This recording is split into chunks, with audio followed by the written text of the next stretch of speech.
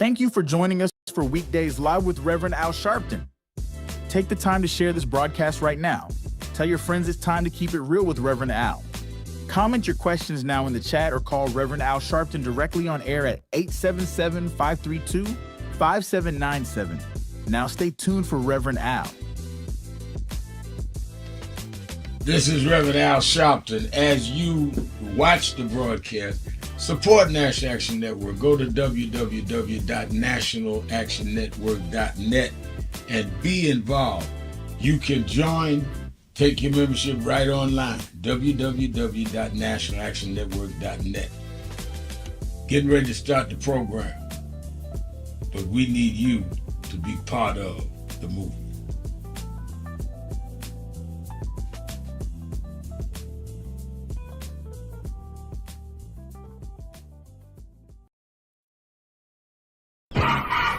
I want to talk to you. I want to talk to you. Just break.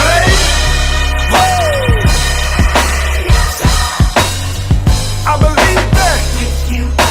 Good morning, everybody. I hope the coffee has kicked in by now. I want to start by thanking your leader, the Reverend Al Sharpton, and everyone at the National Action Network for 35 years of standing up for civil rights and opportunity for everyone. And I couldn't be more grateful for the way that you have blessed the lives of so many, including mine. As we look today on King Day, let us not forget that we had to struggle to even have this day. They did not wake up one morning and say, let's give a federal holiday to Martin Luther King. People petitioned, people marched.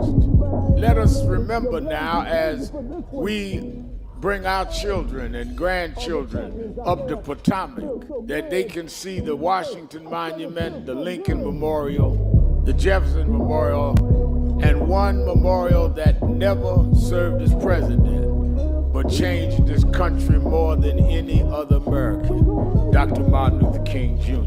This was an amazing MLK breakfast. It is truly an honor, and more importantly, this is an important day for us. I feel incredibly lucky and honored to be in this room on this day, celebrating Dr. King's legacy of civil rights, especially in the moment that we're facing on a national level. It feels like warmth and home being in this room. So I'm encouraged by today.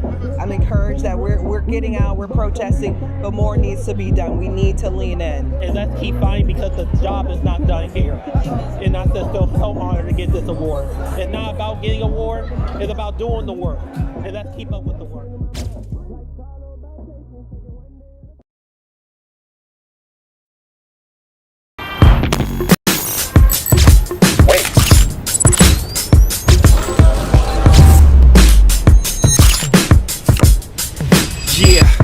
Yeah, I'm out at Brooklyn. Now I'm down in Tribeca, right next to the Narrow. But I'll be hood forever. I'm the new Sinatra. And since I made it here, I can make it anywhere. Yeah, they love me everywhere. I used to cop in Harlem. All of my Dominicanos right there up on Broadway. Pulled me back to that McDonald's. Took it to my stash spot, 560 State Street. Catch me in the kitchen like a Simmons whipping pastry. Cruising down A Street, off-white Lexus. Driving so slow, but BK is from Texas. Me, I'm out that Bed-Stuy, home of that boy Biggie. Now I live on Billboard, and I brought my boys with me. Say what up to Tata, still sipping my top. Sitting courtside, Knicks and Nets give me high five.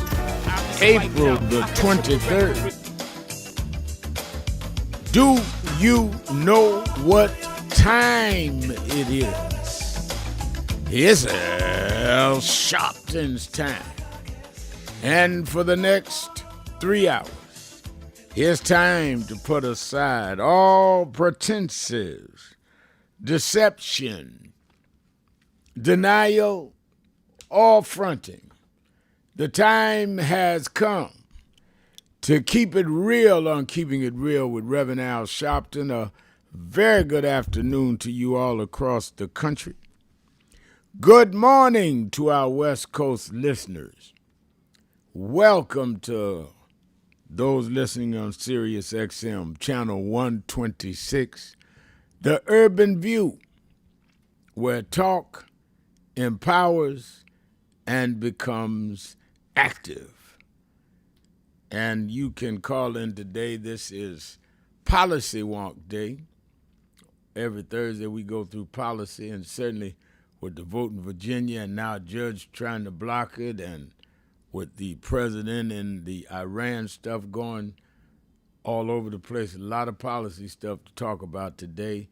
You can weigh in by calling in at 1-877-532-5797, 1-877-532-5797, or go on the policy board at nationalactionnetwork.net and go to live stream. Deborah Fleming is saying good afternoon, Reverend Al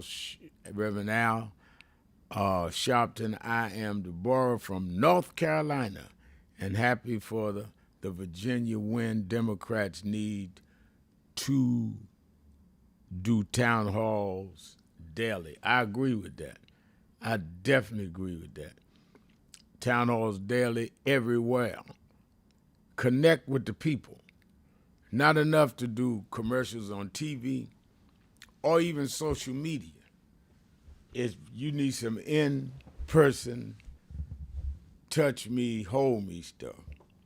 That's why in NAN, our chapters have weekly meetings, weekly gatherings. So that's why people can talk all the smack they want. Our people, we touch and feel and deal with issues on a weekly basis. They can do it daily. You're absolutely right. And again, call me or Pat Edwards saying good afternoon from Long Island. All right, Long Island, New York. Let's talk about all this. We see that the Democrats won the vote around the redistricting in Virginia on Tuesday. Yesterday, a circuit court judge froze it, saying it was violating the Virginia Constitution. Well, now mind you, they didn't stop the election. Now once the Democrats won, now they come with this. Democratic Attorney General is going to appeal it and go to the higher federal courts. And they will probably win that because I don't see how you can do that. But they're going to try. And I'm not surprised. That's why you need to be on this every day, everywhere. What is that? Your Papa Naganya is saying, I'm watching you from Paris, France. Well, how you doing there, your papa? I'm gonna be in Paris sometime this summer. I'm doing London again and Paris, and then spending about a week or so in Africa. I'm gonna do a lot of people came to the convention internationally, and I promised I'd come out and do some of the areas. And with me doing the show on weekends, I try to do stuff 3 or 4 days out back, 3 or 4 days out back. But I'm going to do it. I'm going to do it because we need to hook this up. When we did the UN situation, I met with Dr. Ron Daniels yesterday when I got off the air, and he's been one of the pioneers on the reparations fight long as I can remember. I've known him since the 70s.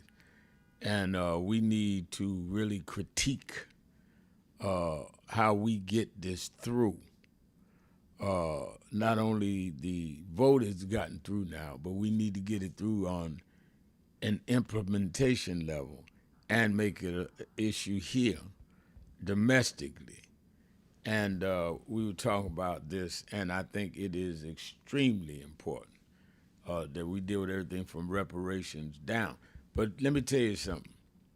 If we can't get the Affordable Care Act, them to vote, they're not going to vote for reparations. We got to do both. I see Martise Chisholm, one of our best chapter leaders. I just really can't get over her energy. He says, good afternoon from the Greater Memphis chapter, National Action Network. I'm so tired of judges trying to block the people's vote. That's exactly what they're doing, Martise. The people voted in unprecedented numbers, and now they're going to come and say it's against the Constitution. Well, why didn't you stop the vote? And I'm sure if the Republicans had won, they wouldn't have stopped it. But let's talk about all that. James Elliott says, good afternoon. Louisville, Kentucky supports Keeping It Real. You and Nan 100%. So glad to be a member, Nan. Glad to have you, James, and glad to have our people in Louisville. In fact, I don't know the date, but I just confirmed last week that I'm coming down to do the anniversary of St. Stephen's Baptist Church down there in Louisville. I'll be there in the next couple of months. I just don't remember the date. But a fine pastor there, I've known him for many years. I'll be down to deal with that. Let me say, we're looking at some critical issues. One is, as I said, a judge is trying to block the will of the people to vote in the vote that was in the state of Virginia. Trump got on social media, on Truth Social, and said that the election was rigged. Rigged how? And then on the second level, we've got Iran. Now all of a sudden there's no deadlines on Iran. He's not saying how long the ceasefire is going to last. It's really crazy. But it's not crazy. It's a methodical plan.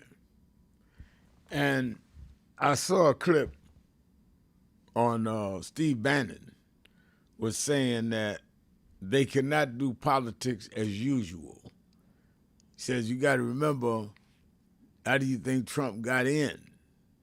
Is that we didn't do usual politics. They intend to be outside of the norm, which is why we've got to fight at several fronts at the same time.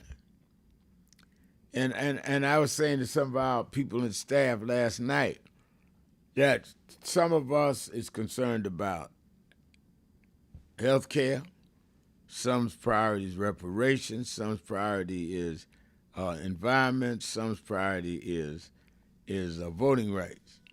We all agree on all four.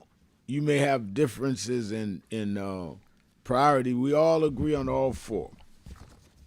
So rather than fight each other, why are we not fighting those that are against our interests? That's why when I meet people or encounter people that's so irrational, they don't hear nothing but boom, boom, boom, and I ain't going with nobody till they deal with boom, boom. I got a question. I could be wrong, but I've been here a long time. I've been out here a long time, and I've seen this happen 9 out of 10 times. When you can't get people to talk rational, you find out later they really working for the other side. They don't hear nothing. They just showed up. You don't know them. Nobody in no other organization know them. They just show up out of nowhere, and all of a sudden, they are so passionate about one issue that we ain't never seen them before. And they want to, if the bottom line is they want to stop you from supporting anybody till you support them, who we don't even know them. So, but I keep a squad. I'm trying to reach and talk to everybody, but I have a security team don't understand nothing but no, you ain't gonna bring that nonsense here. Because we got stuff we doing. We're dealing with live issues, and we should not be deterred. I think that the fact that this president has ordered the U.S. military to shoot and kill Iranian boats mining the Strait of Hormuz puts us on the brink of a real engaged war. We're already at war. But the U.S. has escalated tensions by boarding another tanker tied to Iranian oil smuggling as the Strait of Hormuz faces major disruption. Trump has ordered U.S. forces to shoot and kill any Iranian boats laying mines, signaling a shift to direct military enforcement after Iran reportedly attacked and seized multiple commercial vessels. And you know, the Navy mines of Iraq have choked off one of the world's most critical oil routes. 20% of the world's oil goes through the Strait of Hormuz. And that affects everybody in the world. ICE has sent out orders to their officers saying to curtail court arrest, stop entering homes without warrants. About time they say that. And Trump administration is moving to ease restriction on medical marijuana. The Justice Department, I'm gonna read this so I get it accurate.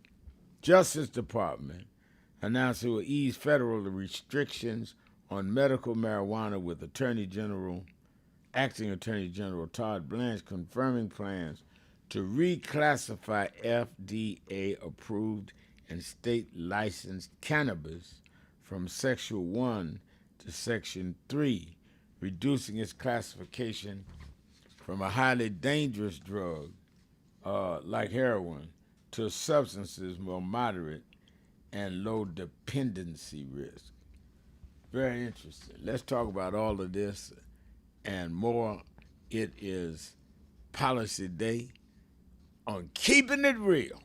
Sharpton, 1-877-532-5797, 1-877-532-5797. Sharpton, Keeping It Real. Be right back. Breaking news.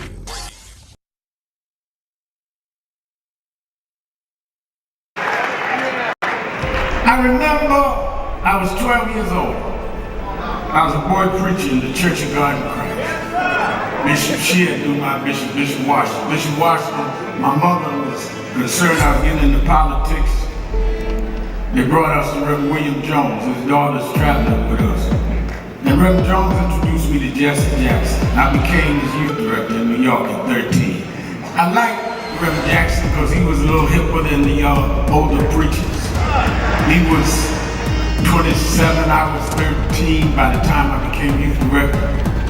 So he was like a father figure to me. When I got about 40, he said, quit calling me father, call me big brother. We went to the car center, and James Meeks and Jesse Jr. and I had dinner with him that night. And that's where he said to us, Al, Meeks, Jesse Jr., y'all are my disciples. And we said, disciples? And for years we joked each other. I'd come in the room and Junior said, here's disciple number 1. But discipleship meant you carried forth the vision.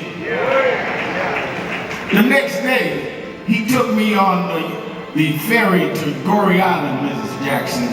On Goree Island, he showed me where the slave camps were. And I will never forget, he said, Al, you see what that artifact is? I said, what's that? He said, they call it the door of no return. When you go through that door, you either made it to America to slavery, or you died in the Atlantic. The door of no return. But I talked to him about 3 years ago, and I reminded him, I said, remember you brought me to the door of no return? He said, yeah. I said, well, we did return. We returned the President of the United States, Barack Obama. We returned the Vice President, Kamala Harris. We returned with businessmen. They thought they sent us as slaves. We came back as global liberators. The problem is that too many of us did not join the movements that sponsored us. And there was a breakout in 2024 called Negro Amnesia, where you forgot where you came from and forgot how you got where you got. Therefore, they're trying to take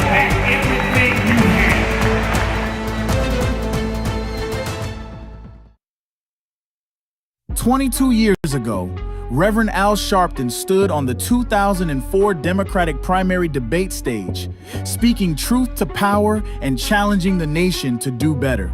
Today, many of those same issues remain, reminding us how much work is still ahead. Reverend Sharpton, why are you in this race? Well, let me say this. First of all, I do not think that it is fair to say that there are two Americas. There are many Americas.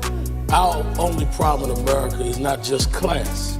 Many of us have problems that have succumbed to class barriers, but still have the race barriers, or the barriers of language if you're Latino, or the barriers of sexual discrimination if you are a woman, or gay and lesbian. So I think it's very simplistic to just say that it's two Americas, one for the wealthy, one for the poor. Earl Graves supports my campaign. Very wealthy man, but still faces discrimination. Gays and lesbians, they may make a lot of money, they still face discrimination. Latinos that have problems because of language discrimination. So I don't think that it's as simple as class. I also think if we're talking about experience, I was talking with Bishop Brookins, who's here with me tonight. I don't see how anyone that supports civil rights could support the Patriot Act. That was you're talking about a difference of direction, Senator Edwards. The Patriot Act. The Patriot Act that you supported is J. Edgar Hoover's dream. It's John Ashcroft's dream. We have police misconduct problems in California, Ohio, Georgia, New York, right now. And your legislation helps police get more power. So I think that we've got to really be honest if we're talking about change. Change how and for who. That's why I'm in this race.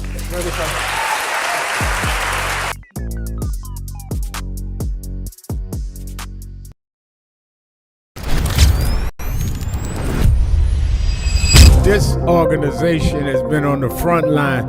People ask me, why do families call us? Because we never leave them.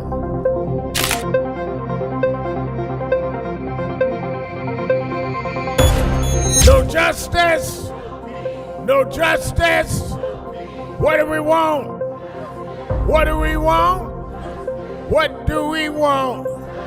When do we want it? When do we want it? When do we want it?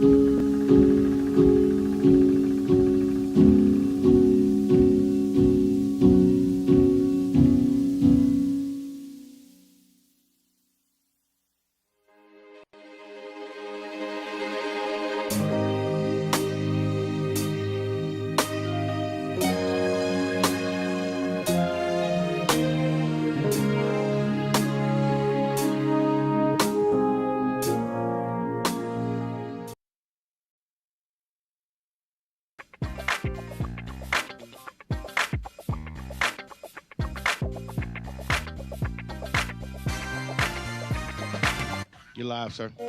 Keeping it real, keeping it real. I'm your host, Reverend Al Sharpton, and we're back. 1-877-532-5797, 1-877-532-5797. Bruce Turner says DeSantis is selling wolf tickets, and Hakeem is the wolf slayer. Yeah, if we can keep doing what we did in Virginia, that's true. I think that is absolutely true. Let me go by way of announcements that Politics Nation with Al Sharpton. I'm going to really dig deep into Virginia, how it can be duplicated elsewhere, and I'm going to have members of Congress and the Senate on to break it down. You do not need to miss this week because it's going to be a blueprint on where we go, how they organized and did what they did in Virginia, and there was super money against them. Talk about that. I'm going to talk about the continued battle around voting rights. It's two phases of Voting Rights Act that's still in front of the Supreme Court, Section 2, and the redistricting fight, and the Affordable Care Act that everybody's forgetting about, not talking about. I want to dig deep into that. So watch Politics Nation with Al Sharpton both nights, Saturday and Sunday at 5 p.m. Eastern Time. And, of course, you that are in the New York area, Saturday Action Rally will be at Mother Amy Zion Church at 137th Street and Lenox Avenue, 9 a.m. to 11 a.m. this Saturday. I'll be there. I want people to be there. People came in good numbers last week, following up the convention on getting our assignments. I've done a staff call with national staff from our offices from L.A., Miami, New York, Washington, and Atlanta, those officers coordinate our regions. So we intend to come out of there doing what we said, and we'll be at Mother Amy Zion for the next couple of weeks. And as right now, I just got off the phone. Contractors are in the new building. We bought, doing some, it doesn't take a lot, but it's taking some minor repairs. And it was already, the sign is up. You that are on live stream can see the sign is up past the gate. National Action Network's House of Justice at the Faison firehouse that we have now purchased. All right. Let me also say that keep a keen eye, because you're going to get a lot of misinformation out here. You're going to get a lot of, name calling and carrying on. Closer you get to the midterms, the crazier it's going to get. That's just the way it is. And I think that it is extremely, extremely important that we understand that these things are not accidental. All right, let's go to the phone. Let's start with Laretha in Columbus, Ohio. Laretha. Hello, how you doing? I'm doing well. How you doing? I'm doing good now. I've been trying to get you so long, but everybody's talking about, now when you say allegedly, that means they don't go to jail. So this time I'm going to say I believe. Right. So I don't go to jail. Now what I believe, though, that Trump, right now, they're talking about he didn't have a plan for off-ramp. He got a plan. That the plan is to use as much money of the United States. He really wants to break the United States. He has not gotten his revenge for the 2 impeachments. He wants to dismantle the United States. He wants to use the money. He don't want us to have no friends. And and he's not going to go to jail. He knows that. But he is planning somewhere there is an underground army being utilized or trained. Where is Michael Flynn, except when it was time for him to sue somebody? Ain't nobody heard from him. He is training somebody. Yeah. I don't care what they say. He's training somebody. And that's why he wanted the ICE people, he said, out here in the street, so they will already have knowing what they're doing. They will have everything that they need. And all that ammunition from January the 6th, they said that was just a part that they had. Where is the rest of it? Ain't nobody said nothing. You can't check on nothing because the FBI. Who's going to check on it? Yeah. You're saying can't go to them, but thank you for your call. And I remember, in the 80s, early 80s, we went to the feds. They first tried to get Don King, tried to sting me, couldn't get that. Then when the mobsters that were taking the black artists' money, James Brown and them, we went back to the FBI and said, these people have been running these talent agencies and record companies. They need to be busted. Then they turn around and call us informants. Well, I thought y'all was in the business of trying to stop gangsters. Now y'all defending the gangsters.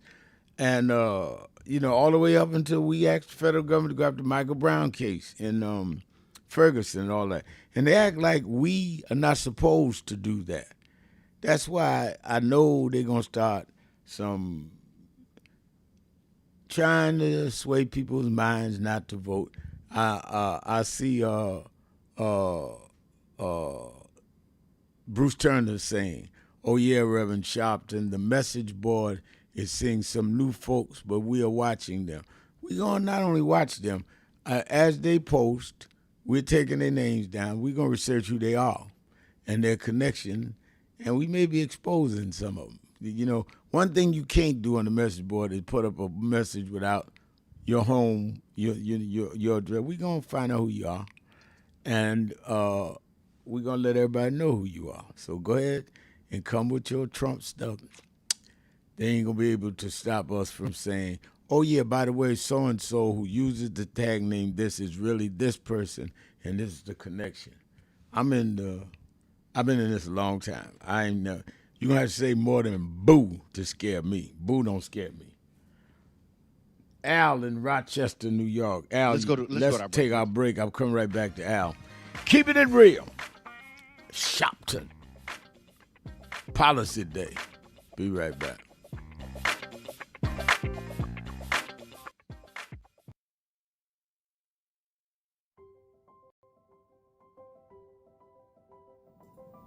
Hi, it's Reverend Al Sharpton, President and founder of National Action Network. We are at the very end of 2025, and I want to first say that I want to thank all of the officers, chapter leaders, regional directors, national staff, and certainly National Board of National Action Network for a solid and absolutely incredible year in 2025. Despite the fact that we are under assault, voting rights, diversity, equity, and inclusion, the battles globally where we're seeing Nigeria and Venezuela attacked, and on and on and on. We have been steadfast as an activist organization in the tradition of Dr. King. We started the year with a national call that thousands responded to, and we were in Washington on our side of town while Trump was being inaugurated on the other side of town. And we made a pledge. We told people to lift their hand and make the pledge, and we kept that pledge to work all year to keep the dream alive. And that led into when Trump went after DEI, we supported some that were boycotting, and we started boycotting, something that had never happened. We said we're going to go buy from those that have committed to keep DEI, and went in several cities around Costco's and shopping. We've now bought stock in other companies. We're going to shareholder meeting and demand they continued DEI. We've had a sensational National Action Network convention covering the span of activity, from political empowerment to education, to how we deal with the black church, how we deal with black women development that has to deal with both discrimination based on gender and race. And of course, we came to Wall Street by the thousands and marched in late summer on the anniversary of the March on Washington. And people thought you could not get people out, and they came from all over the country. And we marched on Wall Street and had an enormous turnout. The only mass black-led march this year. We had a lot of protests, a lot of marches. I salute all no King's marches and all. But the black organization march, it welcomed everybody. We had white, black, everybody there. Was our march on Wall Street in August.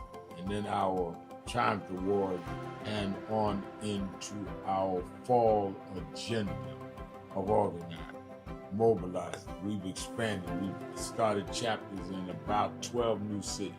So I am proud of what we've done this year, but it's only the beginning because our very rights are under attack, and they're not even being quiet about it. They want to revoke the Voting Rights Act. Section 2 may fall with this agreement.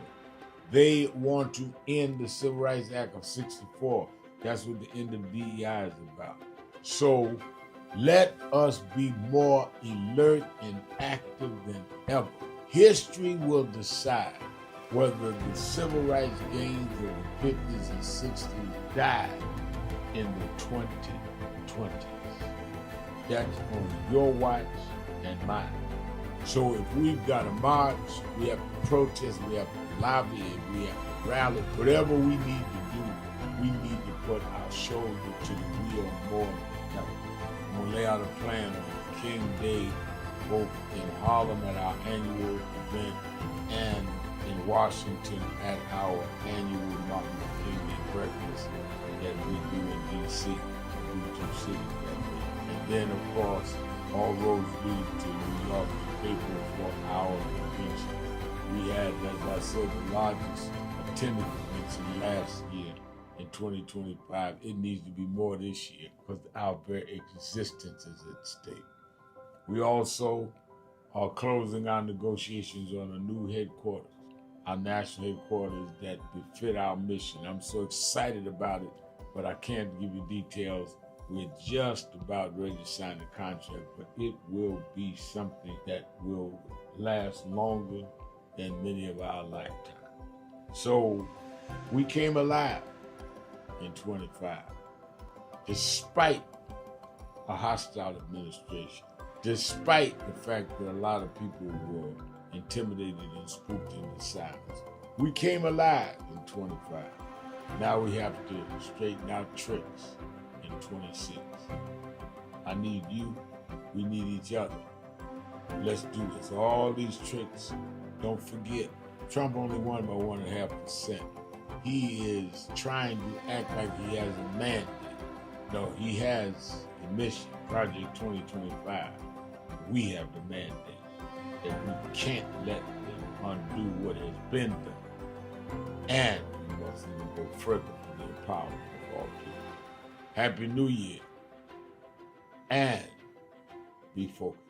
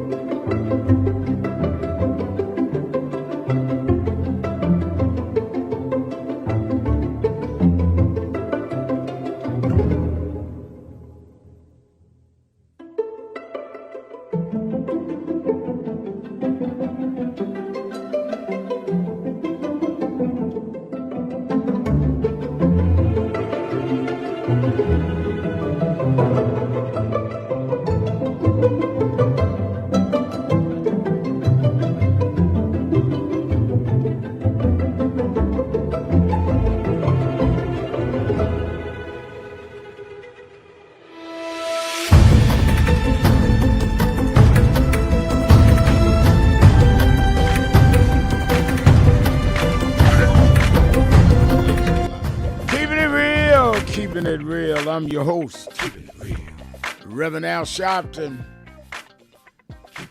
1-877-532-5797. 1-877-532-5797. And Dwight Smiley is saying on our message board, Hakeem Jeffries challenged Trump to a debate, then called him the dumbest president to sit in the White House. Get him, Hakeem. Yeah, well, I told you, Hakeem has been in National Action Network for 21, 22 years. He is no fool and he's no punk. He has a mild manner. But don't mistake that for, he's rock solid inside and not to be intimidated. And, you know, they can come with all this stuff they want on Fox News and other places. He was built for this. That's why I tell people they can come with all these things that they want. Some of us are built for this. I done been stabbed leading marches. I done been to jail for marches, one time 3 months for fighting for kids in Puerto Rico and all that. We built different. You got to do more than some little run your mouth or put something on social media to shake us. We done faced real jail time, real taste our own blood. And Hakeem has faced some tough challenges. So that's why I laugh at these people that think, oh, I'm going to do something, I'm going to say something. Okay. You think that'll work? You should read my background. What you better do is let's get in line and fight the real enemy. Because we're going to do that. And I'll leave it like that. Let's go to Al in Rochester. Al, you're keeping it real with Al Sharpton. Good afternoon, Rev. Good afternoon. All right, I wanted to make a comment, and also I had a question for you. All right, my first comment, you touched on the subject of how you have blacks now that have no idea as in terms of how we got this far. Right. I get into arguments all the time with black folks. You know, they have a mindset, well, I got mine, you get yours, and I went to college and this, that, and the other. Yeah, well, if it wasn't for the people before us, you wouldn't have gotten that education. Right. You understand what I'm saying? Yes, sir. And I get into arguments all the time about that. Well, I got mine, you get yours. Well, how did you get there? It was a time most of these good paying jobs, these colleges wouldn't accept blacks. Right. You know. So, but anyway, let me move on. This Iran war. I need your advice on that. I don't think people realize the enormity of the danger. You got a president that's off hinge. Right. Now, I heard a rumor about a week ago. He was at a military meeting. They had to put him out. He went to ranting and raving, talking about he wanted to use nuclear weapons and so forth. And if you notice, if you don't go along with him, he starts firing generals and commanders. Right. So now my question for you is this. Doesn't he have to go through a chain of command before he pushes a button for nuclear weapons? Well, you and I probably read the same stories. I read the story where they said he went berserk and wanted to use the, what he walks with, which signals missiles, and that one of the top military guys in the Situation Room blocked him from doing that. Now I've not authenticated the story, but I've read it and it's circulating. I would not doubt it though, and I would hope there's a counterbalance that can stop him. I would hope he can't just hit buttons and blow things up. And I would hope there's a counterbalance. And I'm glad if that story, if it is true that this person stopped him. But you're dealing with somebody who is mercurial at best and maybe has more challenges than that. And that is why when you deal with this Iran thing, first of all, to this day, we don't know why we're there. To this day, it's reasonable to say that Netanyahu and them convinced Trump to do this. And there's no escape or there's no way out because Netanyahu don't want a way out. Not only does he want to dominate that area, he is fighting his own corruption trial. And if there's peace, he goes on trial and he will probably get convicted. So Netanyahu's manipulating Trump. Trump's falling for it because he gives him all the glory and you're this and that and all the whatever. And we may be in this for a minute. As long as Netanyahu has this kind of magic wand over Trump.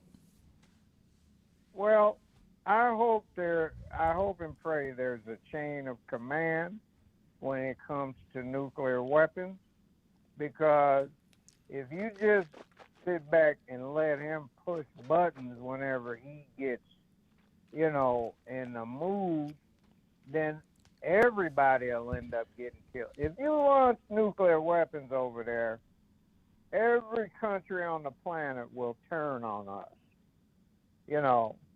And not only that, I don't know his way of thinking, but if everybody gets killed, his family will end up getting killed as well. Right, that's right. So I just hope and pray that the military stands firm with him. He wants people to go along with what he says do, and at some point, my biggest concern is if he gets a certain individual in charge, they may even go along with him, So that was my comment for today, Rev. All right, thank you for your call and for your comment. Let's go to Rick in Germany. Rick.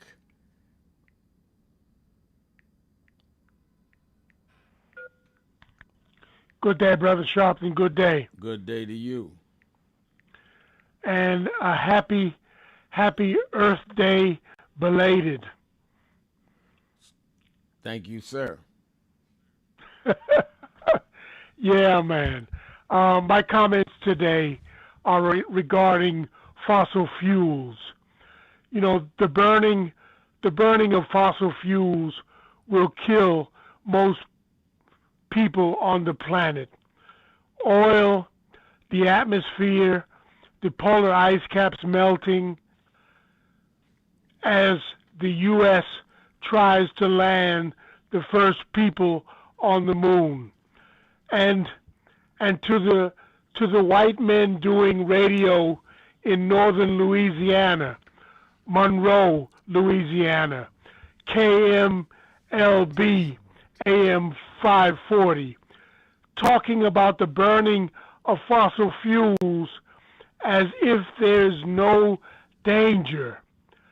Soon there will be less oxygen in the atmosphere, less oxygen for humans to breathe, and then the war of Armageddon will not be about religion, but it will be to reduce human population because we can't all breathe less oxygen in the atmosphere. Brother man, I'm done. All right, thank you for your call.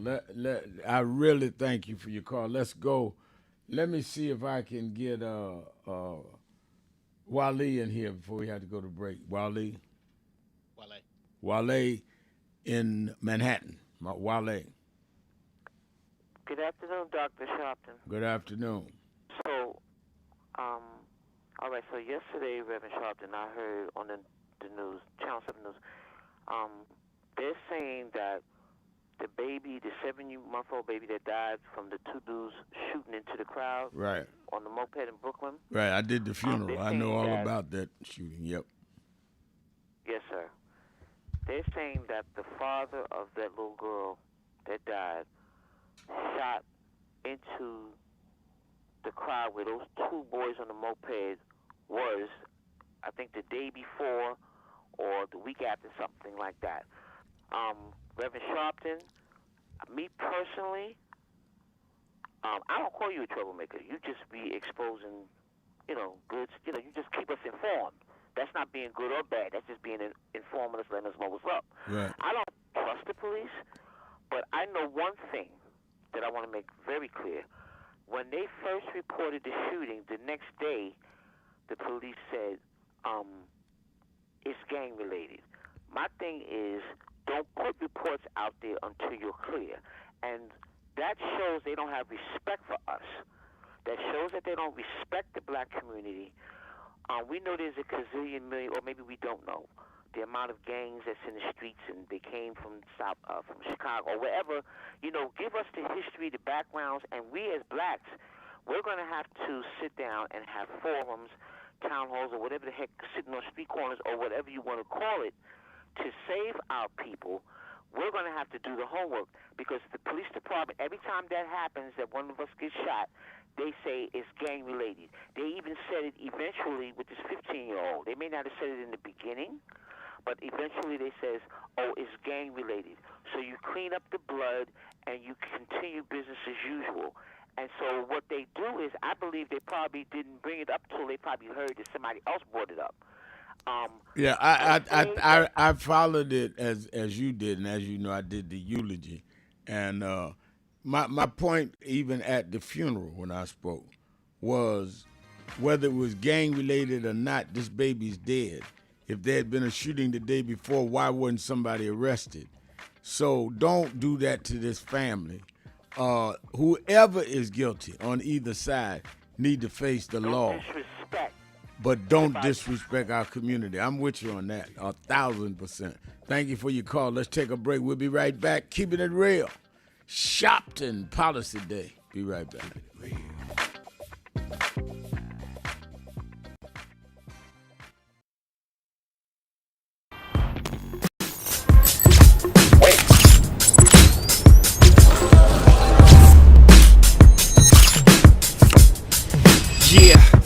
Yeah, I'm out at Brooklyn. Now I'm down in Tribeca, right next to the Narrow. But I'll be hood forever. I'm the new Sinatra. And since I made it here, I can make it anywhere. Yeah, they love me everywhere. I used to cop in Harlem. All of my Dominicanos right there up on Broadway. Pulled me back to that McDonald's. Took it to my stash spot, 560 State Street. Catch me in the kitchen like a Simmons whipping pastry. Cruising down A Street, off-white Lexus. Driving so slow, but BK is from Texas. Me, I'm out that Bed-Stuy, home of that boy Biggie. Now I live on Billboard, and I brought my boys with me. Say what up to Tata, still sipping my top. Sitting courtside, Knicks and Nets give me high five. I be spiked out, I could trip a referee. Tell by my attitude that I most definitely from.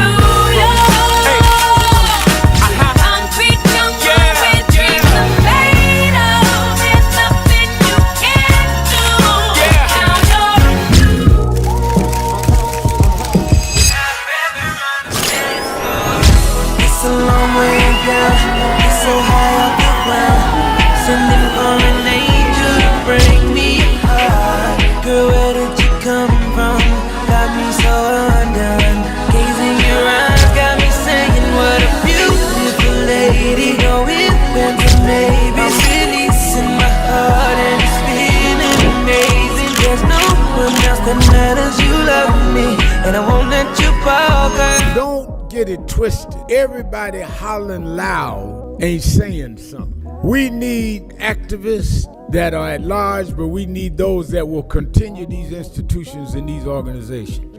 If you are what you should be, you don't have to have nobody step aside. People will push you up.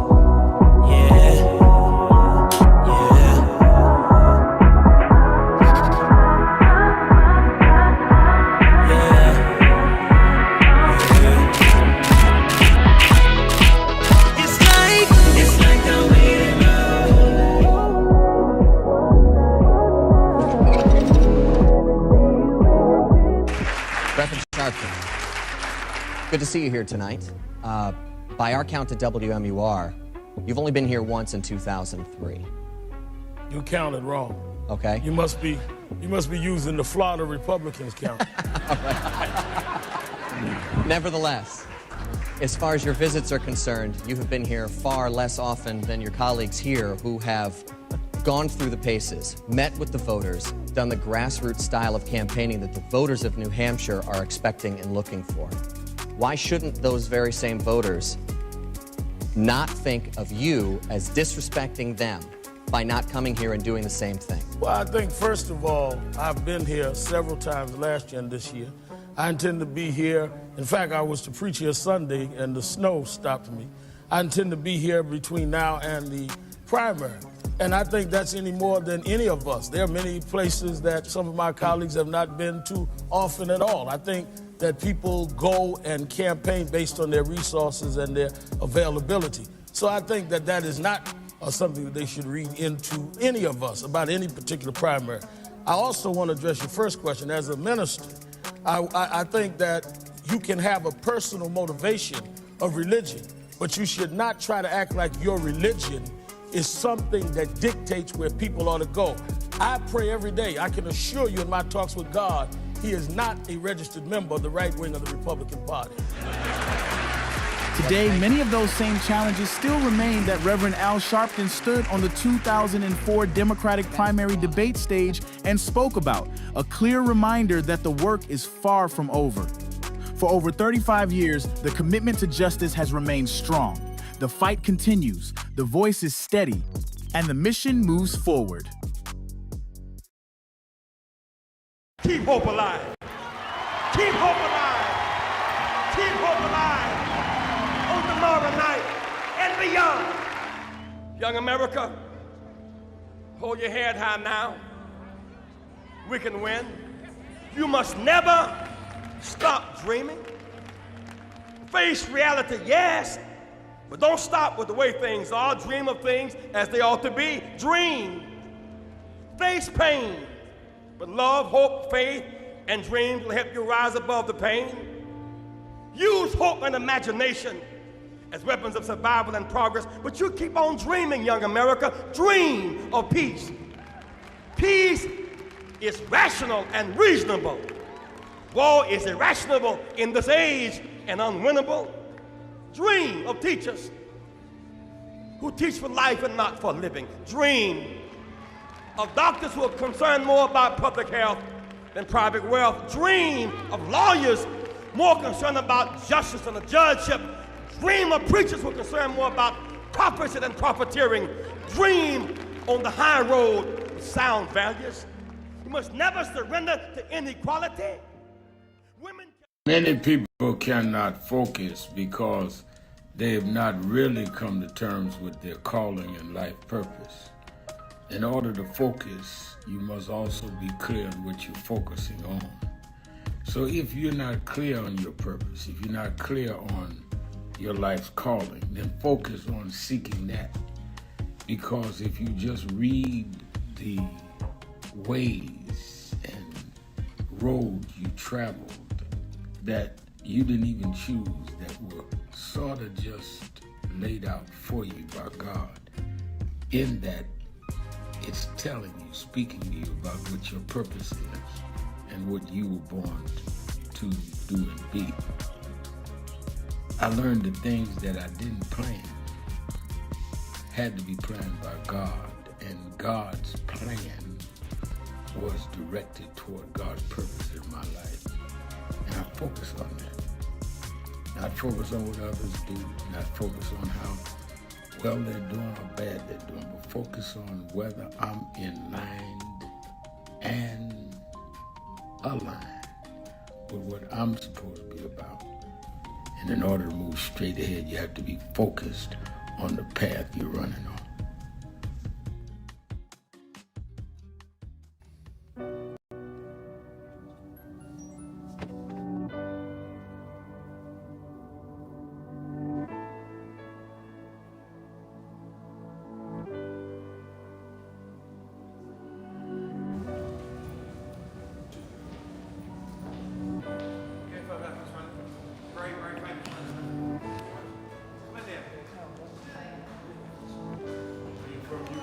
Certainly London, yeah. We've got many problems there.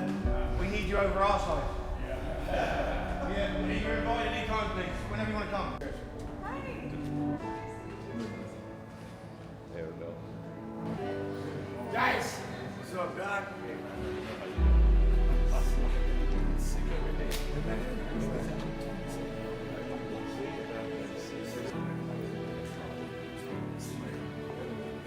So we are in not a political dilemma, we are in a moral dilemma. And if the black church does not come with a prophetic voice, then who's going to do it? We can go through all the data, all the statistics, all we're going through in the workshops, but the question is, where is the action going to be? We all believe in Jesus. Jesus didn't teach theology, he healed people. And they learned the nature of the theology based on his healing. We got to heal this nation. And if we heal this nation, the nation will return to our churches. But we've become silent and compromised. And we try to blame it on, I'm not in this. You are in this. You live it, your members live it. Unemployment now is higher now than it's been since the pandemic. Yet we survive. Yes, sir.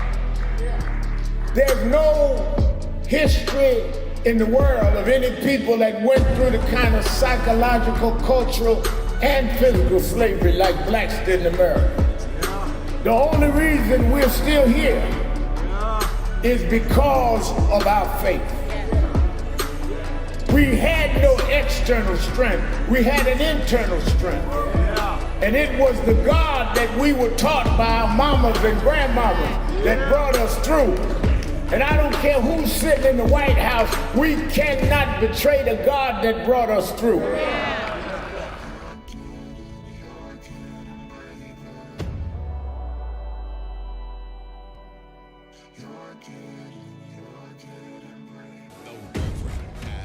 Sharpton. You're live. Keeping it real, keeping it real. I'm your host, Reverend Al Sharpton. 1-877-532-5797. Or you can go to the message board and give us a message. James Mitchell is on the message board saying explosives were found at the Long Island home of a 15-year-old boy accused of drawing SWAT stickers on school property. His father was arrested. These are perilous times. Wow, I did not hear that one. I'm sure they'll be getting that to us. And I just saw a videotape our Houston, Texas office sent me of a Houston police officer that was filmed using the N-word over and over again. That's under investigation. A Houston police officer, female. It's online, and our Houston folks just sent it to me. Martise Chisholm says there are a lot of blacks who really don't know our civil rights movement history. Knowledge deficit is real. This is why we're going to start our National Action Network Greater Memphis Freedom School like we had in the 1964 Freedom Summer. I thank God I come from Mississippi. Please do that. And I definitely come down Martise and do whatever I got to do to help y'all get that going. There is a real deficit on civil rights history.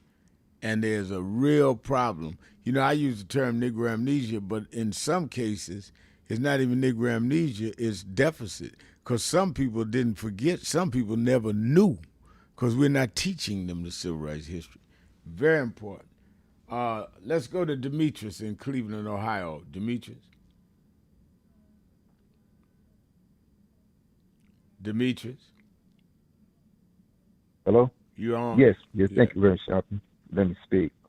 I just want to speak on a few topics.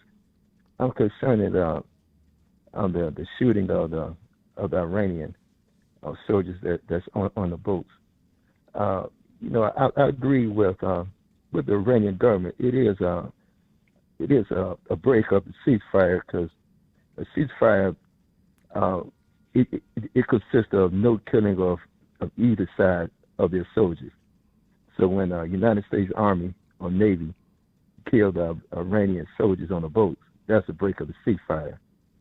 So there is no ceasefire that's going on now, and also with the blockade as well. Because with the blockade going on, it's causing damage to the Iranian economy, and it also making hardship on Iranian people, same as if it was the bombing going on, the people suffering. So that's really, it's not ceasefire going on that account as well.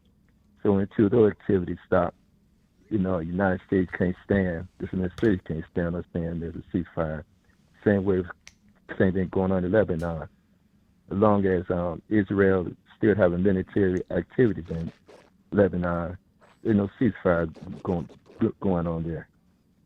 And also with killing of the people in the Caribbean, this administration is still killing people on the boats. They don't have any justification that there is drug running going on with the people on the boats. And also they don't have the authority to kill people. Even if there is drug runners, they're not having any type of trial. They're not arresting them or anything, just straight out killing them. And they don't have the authority from the United States Congress to do that. No in the Constitution. They don't have no authority to even be in war in Iran to conduct a blockade. So it's illegal all the way around. And when it comes to the Virginia redistricting, the Republicans said it's not legal. Well, it's just as legal as what happened in Texas. Right. So they can't say anything and say it's illegal where the people in Virginia voted. Yeah, well, that's why it is very interesting that we see that, of course, the Attorney General of Virginia, and I'm could probably have him on Politics Nation this weekend. They're saying they're going to appeal it because if you go up in the federal courts, right, out of the circuit court, the court will have to say that it was legal, or they'd have to say that Texas was illegal. Once you go federal, in the circuit court, they may not have to deal with that. But as you go on the next level, they got to be real careful how they do this. Because if they do turn around on the legality, let me put it that way, of what happened in Virginia, on a federal level, then that's got to apply everywhere, which then would overturn Texas. It sure would. So I believe they may be depending on the appointees of Donald Trump on Supreme Court, to vote in their favor. But there's no guarantee on that. There's no guarantee, but they also got a problem of, let's say it goes all the way to the Supreme Court and they have to rule, and Donald Trump's appointees want to help him. How do you write that one is legal and the other is not when they both did the same thing, Texas and Virginia? I don't care how much you were Trump. You can't write a self-critical or self-hypocritical double standard is what I'm looking for, double standard order. If you're ruling that according to the law, Virginia should not have done this, then how do you say that, but according to the law, Texas could do the same thing? Yeah, that's true. It can't be done because in a way, you say the court will be cornered. I think the court will be cornered. I'm going to talk to Jennifer Jones-Austin about it. The court would be cornered. Now, their way out is to let it go up to the next level of federal court, and the Supreme Court refused to hear it. So this way they're not jammed up against the wall and have to make the decision. Let the lower federal court do it. That's their way out of it. Because I don't see how they get it and rule one and leave the other out there. That is just totally, that would be just absolutely a blatant political move that they would cause real problems because there's already rumors they want to extend the court and increase the number of people in the court. They'd have an open rebellion because that would be blatant to even Republicans. It sure would, and that just would cause other states to continue doing the same thing with their census and with their own redistricting. So it wouldn't solve the problem. Yeah, well, I think there was one of the leading Republicans. I'm trying to remember his name, might have been Ari Fleischer, that said we should have he was a Republican, said we should never have started this fight because it's now coming back on us. And a lot of the Republicans are saying that this was an overreach by Trump and Governor Abbott and them, and now the Democrats have come back in California and in Virginia and maybe other states. You had to remember, California did a referendum, and they tried to take it to court, and they couldn't succeed in stopping that, and that referendum stands. So now if they try to say it doesn't stand in Virginia, are you going to undo California and Texas? And how do you do that? They can't do that. Because I also believe, this administration, Trump and even Governor Abbott, they make moves off reflexes without thinking ahead of time. And when it comes to policy, the health care, with the vaccines, when it comes to conducting wars, they don't look at the consequences. They just make their moves. And so they think they're going to be validated, and they have all the power behind them. And they really don't care the consequences of the people, who are going to suffer because of their policies. And until they be reprimanded, by the court and by the American people, they're going to continue to do this. But like I said, they just feel like they have the right, to do what they want to do, and not going to suffer any consequences, because a lot of states, don't follow the laws that have been passed by the courts when it comes to equal opportunity employment, when it comes to real estate taxes and so forth. You have the courts pass these laws within the states, but yet the state Senate and the state representatives, they don't follow up on what the court passed. So until the court, have some type of entity to enforce their rulings, it's going to continue to have different states, and even like President Trump and some other presidents, do what they want to do. There have to be some type of reprimand, some type of bringing these people to accountability of breaking the law when the state and the court pass these rulings.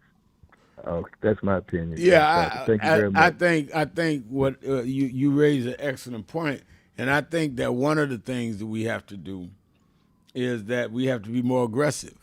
I think that once you have these rulings that are blatantly political, blatantly against the law, we need to start going after impeaching judges. I mean, the one thing I give the right wing and the Republicans is they go to fighting whether they win or not, they're going to make your life uncomfortable. And I think we've got to stop being so passive and go at them. I mean, that's one of the reasons that I've been controversial most of my career. I go at people. People talk about there's a killing in an area that blacks weren't allowed. I go out there and lead a march in the area. Or I go at a cop. I go at a supervisor. I come out that tradition. That's what the civil rights movement outside of it was. You go and put the pressure on. But all of these, I'm going to release a statement, a press release, or I'm going to tweet it. That don't mean they don't care nothing about your Twitter. They care about you pressing them in their face and in public. And that's what we need to do. We need to say to some of you judges, okay, fine. Let's see if we can take that robe off you since you want to act like you don't have good sense. That's what we do. Take a break. Be right back. Keep it real. Sharpton. Right after this.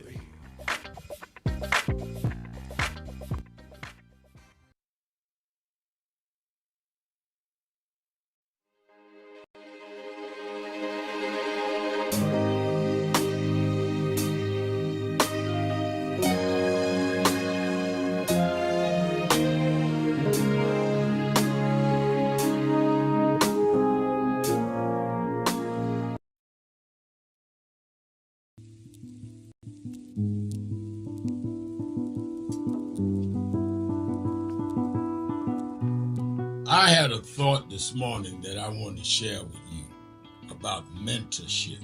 I am able to do a lot of what I do because I had great mentors. But there are correct ways and incorrect ways to mentor people, in my opinion. I was mentored as a boy preacher by Bishop F.D. Washington, one of the great Pentecostal preachers of his time. Then Reverend William Jones became my pastor after Bishop Washington died, who was unquestionably in the top 5 black church ministers, theologians. Reverend Jesse Jackson, who I started my activism under his leadership, he and Reverend Jones. And I learned politics directly as a youth director from Shirley Chisholm. So even though I didn't finish college, I had the most unique education in the world from being exposed to giants. But the one thing I learned is as I grew older and people started coming younger than me and wanted me to teach and mentor them, the magic of the mentors I had is they did not want me to be their clone. They wanted me to learn things from them and use my own gifts and talents in my own unique way and let me do things on my own, because they knew that if I flopped in some things, it would teach me for the other things. They'll come and help me once I was down, but they were not going to have me avoid being down. And they were not going to impose themselves on me. Why am I saying that? Because too many mentors want clones, and too many mentees want their mentors to put them on a pedestal. Oh, so-and-so didn't do this for me. Oh, so-and-so didn't open doors for me. If they got to open doors for you, it may mean that they knew you weren't ready to go through those doors. Their job is to prepare you. Your job is to develop your own skills, your own unique ways. And I don't care if it's my daughters, who both have come into their own, or anyone else. I'm not a talent agent. I did not form National Action Network to give people their step up. I formed it to fight for justice for everybody. If talented people get in, it's my job to invest and give them a platform. It's their job to get on the platform and perform and show their ability. Sitting with me today in the office as I talk about it is one of my mentees, Reverend Stephen Marshall. Now, Stephen, you just came around us when you were how old? 11 years old. 11 years old. You just turned 40 and now you're called to the ministry? Yes, sir. And what do you do in National Action Network? I formulate policies, lead in various regions, but most importantly, I senior advisor to you on all things from social justice strategies, politics, intergovernmental affairs, you name it, community organizing, all of that stuff. And I could go through scores of others. My daughter started Huddle. They got Huddles now, which is for young people to meet once a week all over the country. I just saw the video from the Las Vegas National Action Network chapter. Now, when you decided to preach, did I ever tell you to become a preacher? Not one time. Who called you to preach? The Lord. All right. And did I say go to this school or that school? No, sir. Did I open this door, that door? Did I tell you be ready when the doors open? Always be ready and prepared. And that's what I'm saying. Get you some young people than you that you can help along the way. But don't be their talent agent. Their talent must speak for themselves. And anybody that grumbles with you about so-and-so didn't do something for them, maybe it's because they didn't feel you were ready, or that they felt if they did it, you wouldn't do it on your own. But we all don't live forever. I want the next generation to speak of me, of National Action Network, and others, the way I speak of Reverend Jones and Bishop Washington and Shirley Chisholm and Reverend Jackson.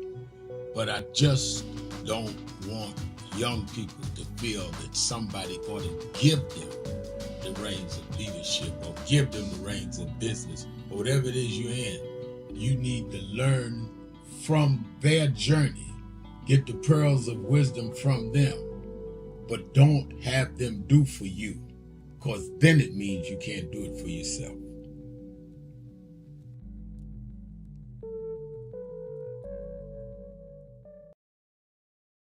Do you know what time it is? It's Al Sharpton time. It's time to put aside all pretenses, deception, denial, or fronting. The time has come to Keep It Real on Keeping It Real with Reverend Al Sharpton. You need to keep it real with Reverend Al Sharpton right here on Uber TV. Reverend Al Sharpton, and we're back. 1-877-532-5797. 1-877-532-5797. Let's go back to the phone. Attorney Jennifer Jones Austin is. You know, every day, Monday through Friday, I do 3 hours a day on Keeping It Real with Reverend Al Sharpton. I do 1 hour on Sunday mornings with Reverend Al Sharpton. And I'm live on radio and TV with the Saturday Action Rally. 7 days a week, I talk to our people, hear from them, to call in. I'm sick and tired of people talking for people that they don't talk to. So go on www.nationalactionnetwork.net. Listen to my show, call in, express your opinion. You don't have to agree with me. But let's start talking to each other rather than about each other and lecturing at each other. Let's keep it real with Sharpton. Happy 20th anniversary to Reverend Al Sharpton on 20 years of Keeping It Real. 2 decades of truth-telling, fearless advocacy, and keeping the people informed and empowered. Thank you for always speaking power to justice and standing firm for what's right. Here's to 20 years of impact and many more to come.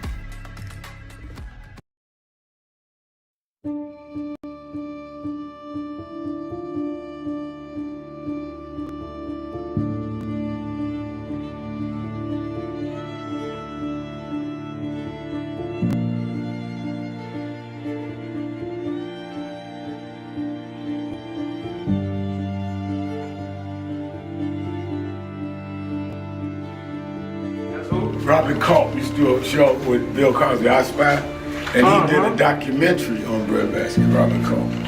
Oh, wow. You need to see that documentary. It's great. Absolutely. I lived this. I didn't read this. I lived it. I was there. You true to this? I'm true to this. Not new to this? I ain't new to this. Vote to phone Troy, you see he was, Jack O'Dell was one of the guys that Kennedy warned Dr. King about. He said he was a communist. Jack O'Dell and Stanley Levinson. And Reverend brought him in. Nobody else in the movie would deal with Jack. Reverend brought him in. Oh, yeah. Sure. Just us. Just us. But there's stories behind all of it. It didn't just happen. But I am somebody. I may be on welfare, but I am somebody. I may be in jail, but I am somebody. I may be an educator, but I am somebody. I am black, beautiful, proud. I must be respected. I must be protected. I am somebody. Come today. I see the Reverend Jesse Jackson is here. Yes. Lord, we thank you for the Reverend Jesse Jackson. Yes. I see the Honorable Maxine Waters is here. Yes. Keeping it real. Keeping it real. Keeping it real. I am your host, Reverend Al Sharpton, and we're back. 1-877-532 5797 1-877-532-5797.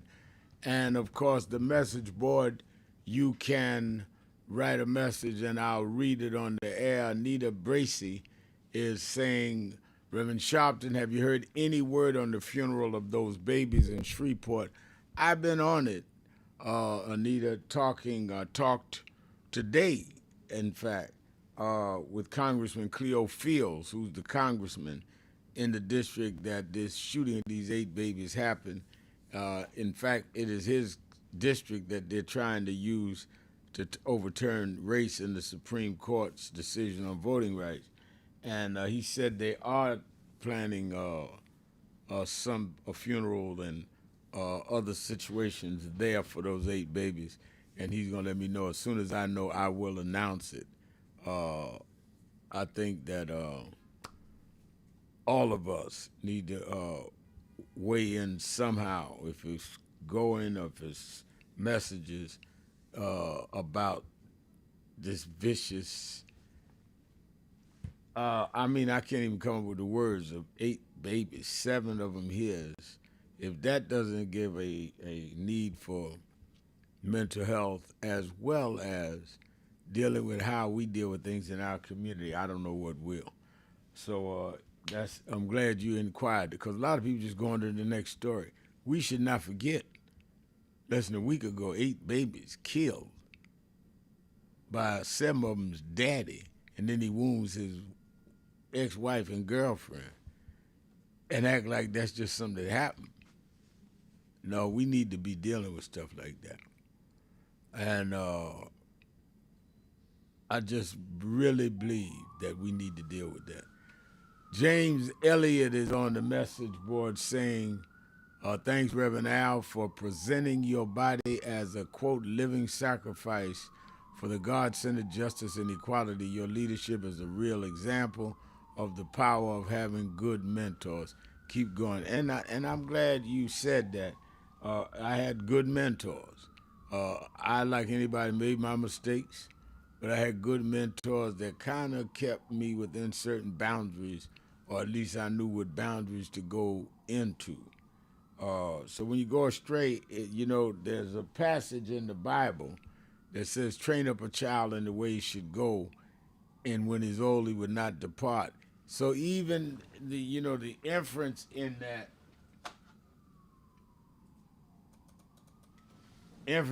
scripture is that when he's old, he will not depart, is they know you might wander, but that you will come back. But you can't return somebody to something that they never was at in the first place. Jennifer Jones also. And I think that I thank you for your call, because I did have great mentors. So even when I went astray, got discouraged or went too far, I had mentors that would bring me back within boundaries, and I knew what to do because I'd been raised that way. Talking about mentors, let me bring on one of my mentors, my pastor's daughter, who is one of our leading social justice advocates as well as criminal justice reformers.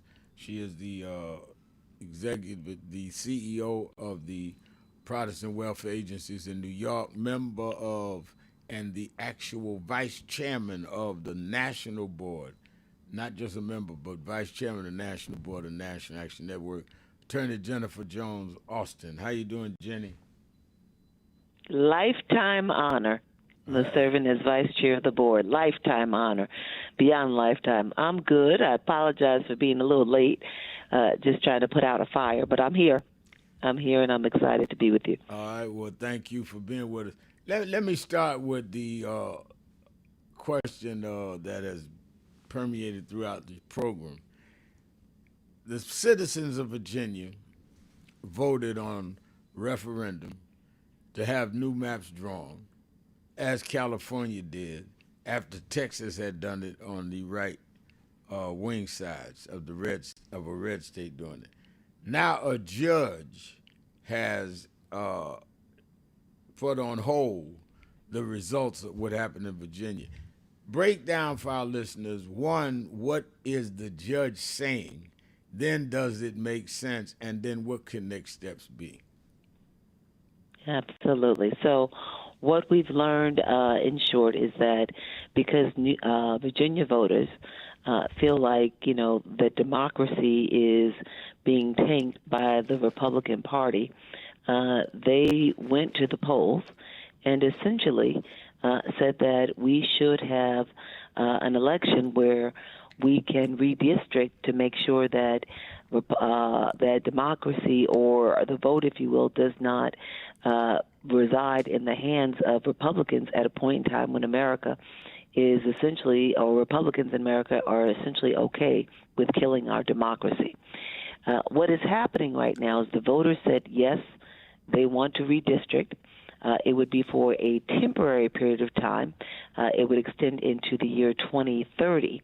It would not be necessarily permanent in nature. And they voted a majority, and that should be what stands. But what's happening is you've got a Virginia state judge who's blocking the referendum and essentially is claiming that he's doing it on technological issues, that they did not follow the order of business when the General Assembly in the legislature moved to put this forward, the bill that would allow for the redistricting vote by the people to take place, that they did not follow the procedural law. And so, one of the things that they're saying is that the proposal that was put forth in a general session, a special session, I should say, of the General Assembly of the legislature, that there should have been 2 sessions where they acted upon this, and that there was only 1 session. And so the problem is that this amendment was not passed by 2 different General Assemblies, and that the period of time before it was passed down to the voters was also shorter than it needed to be. That there should not have been a special election where the voters engaged and decided this issue until 90 days at least had passed after the legislature voted to move it forward. Now, keep in mind, this is a Democrat-controlled legislature at the time. I mean, right now, that's what it is.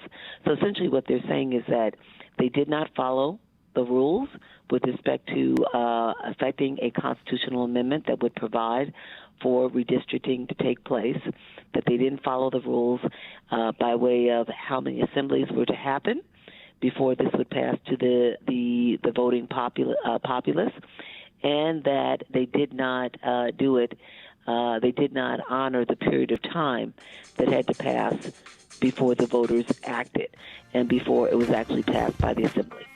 So they're trying to push on a technicality. Now, look, they didn't mind when the Texas state legislature was railroading their redistricting period. Right.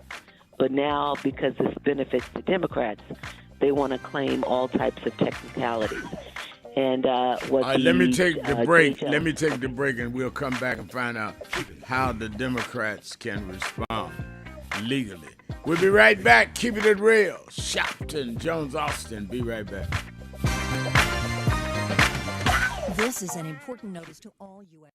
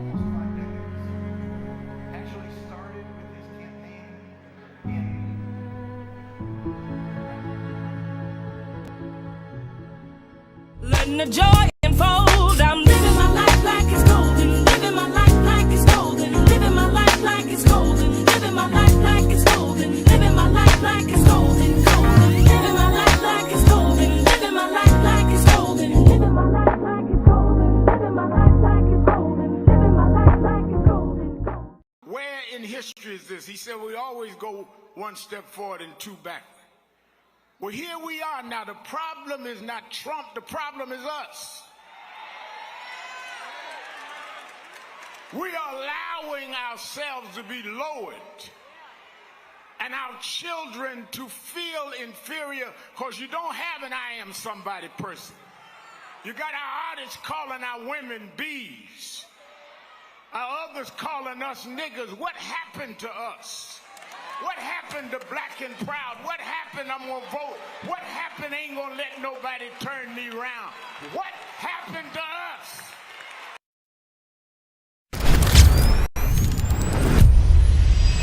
This organization has been on the front line. People ask me why do families call us? Because we never leave them.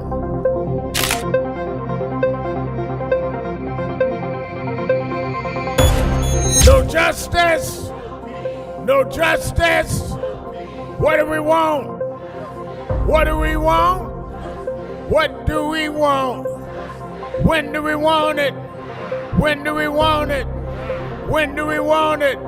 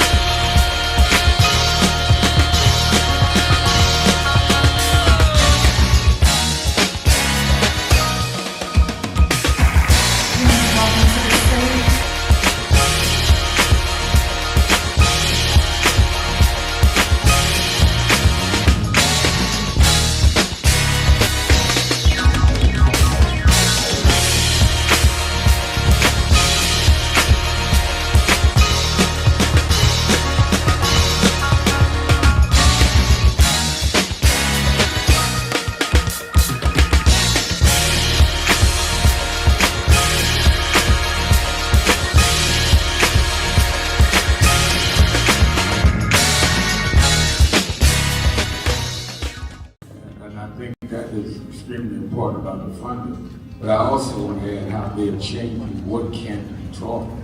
You have states outright saying you can't teach black history and you can't teach certain other histories and the curriculum. You have this administration that is literally taking out exhibits from the Smithsonian. So we have not only an education problem in terms of resources, we have an education problem in terms of curriculum and what people are being taught. So I have one grandchild, 6-year-old. When he gets to high school, it may be just against the law for him to learn about certain parts of American history, which includes blacks. We don't want to talk about slavery. We want to talk about the good side of America. Well, what does that mean? That's not history. Everything was not good. And I think that that is the threat that we've got to fight, which is why we've got to fight with the courts and the streets, because they're literally changing the textbooks as we go. As they do that, they change the opportunity, because then the fight against affirmative action is not having access to these institutions and telling these institutions, this whole fight around DEI, which they did DEI, started at Harvard with a black woman president. Started with them saying you can't teach diversity in an Ivy League school like Harvard. It didn't start in Little Rock at the high school. This fight, this time, was Harvard. And they went from there on. And I think that we've got to have the same resistance. If they could fight in the 50s, and ACP with the French Formers together, and deal with the question from Little Rock in terms of desegregation, then we that are far more educated, far more economically secure personally have no excuse in the age of what they did in Harvard not to be standing up back in this. Real, keeping it real. I'm your host, Reverend Al Sharpton. Attorney Jennifer Jones Austin is our co-host. Now, Attorney Austin, the next step in appealing this, because this was, you said, a state judge. So I'd assume then that the people in Virginia, the Democratic Party, are aggrieved citizens going to move forward. I know the state attorney general says he's going to appeal it. Would he appeal it to a higher Virginia court or go right to a federal court?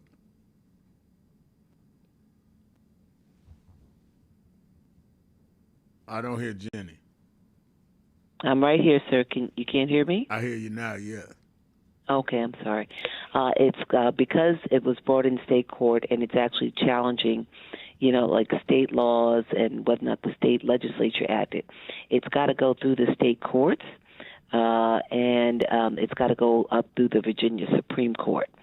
Now, essentially what the Attorney General, brother by the name of Jay Jones, what he is arguing is that voters will override or supersede procedural issues, that you cannot block the voters when they've had their say.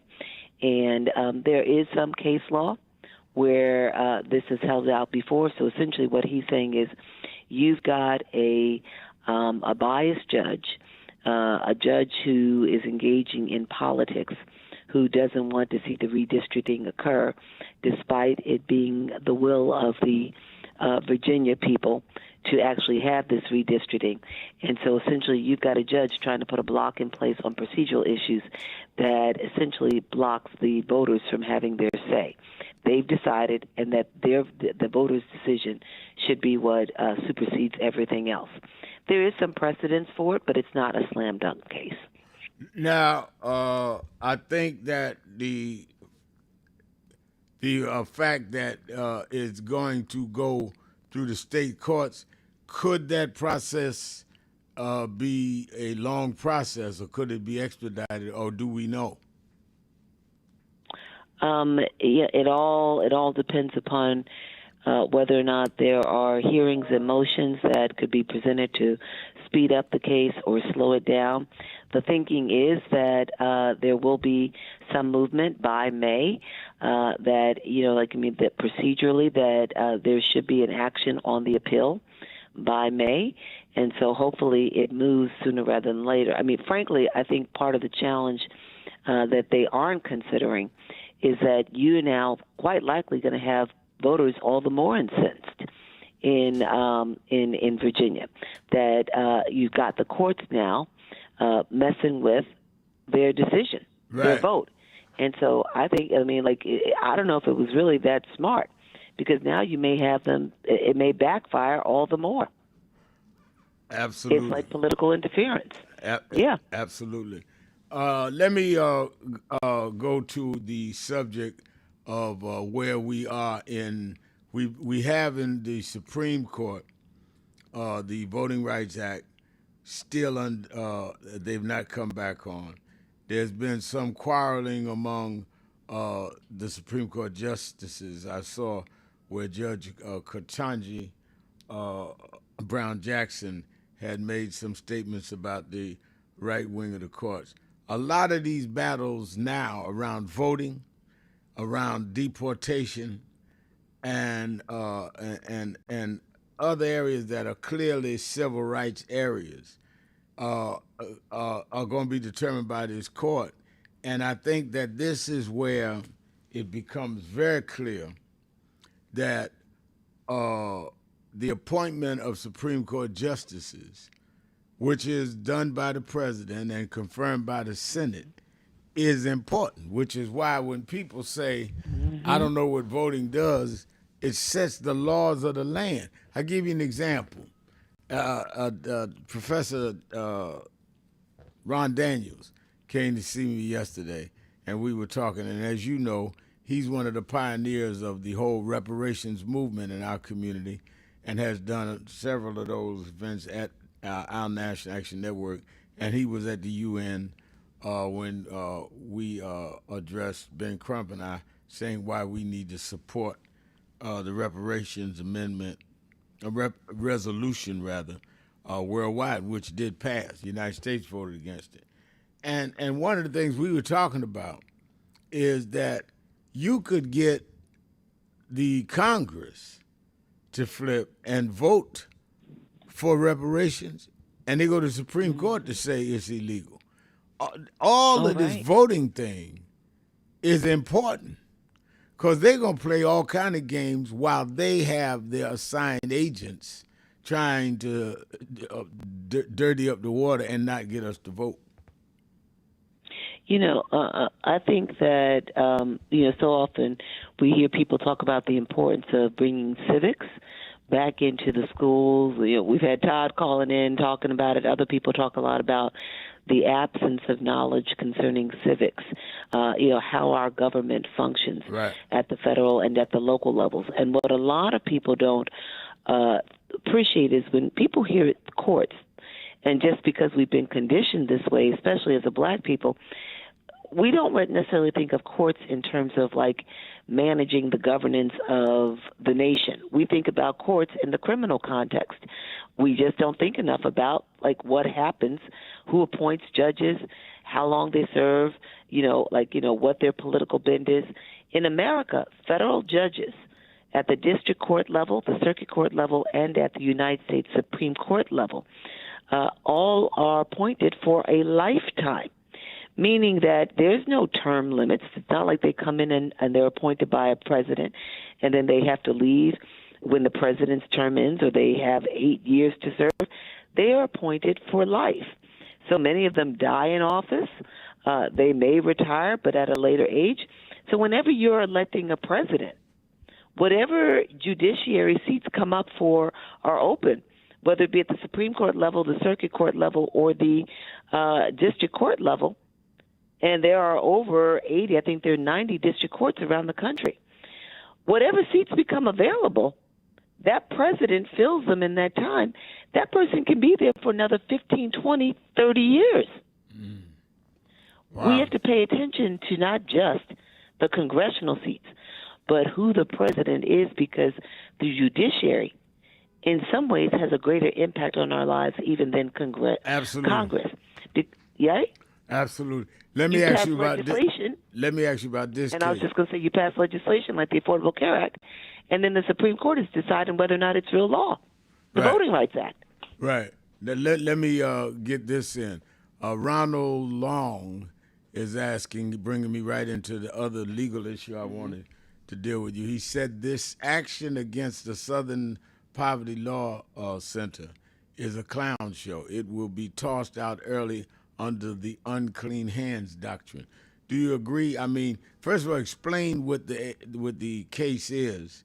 The indictment by the FBI is against SPLC, and Southern Poverty Law Center is a well-established, long-standing civil rights, civil legal organization, but they've been indicted as an organization. Explain the indictment, and do you think it's a clown show? So in short, I think it's a clown show, and I'm just hoping that they have the receipts to demonstrate such.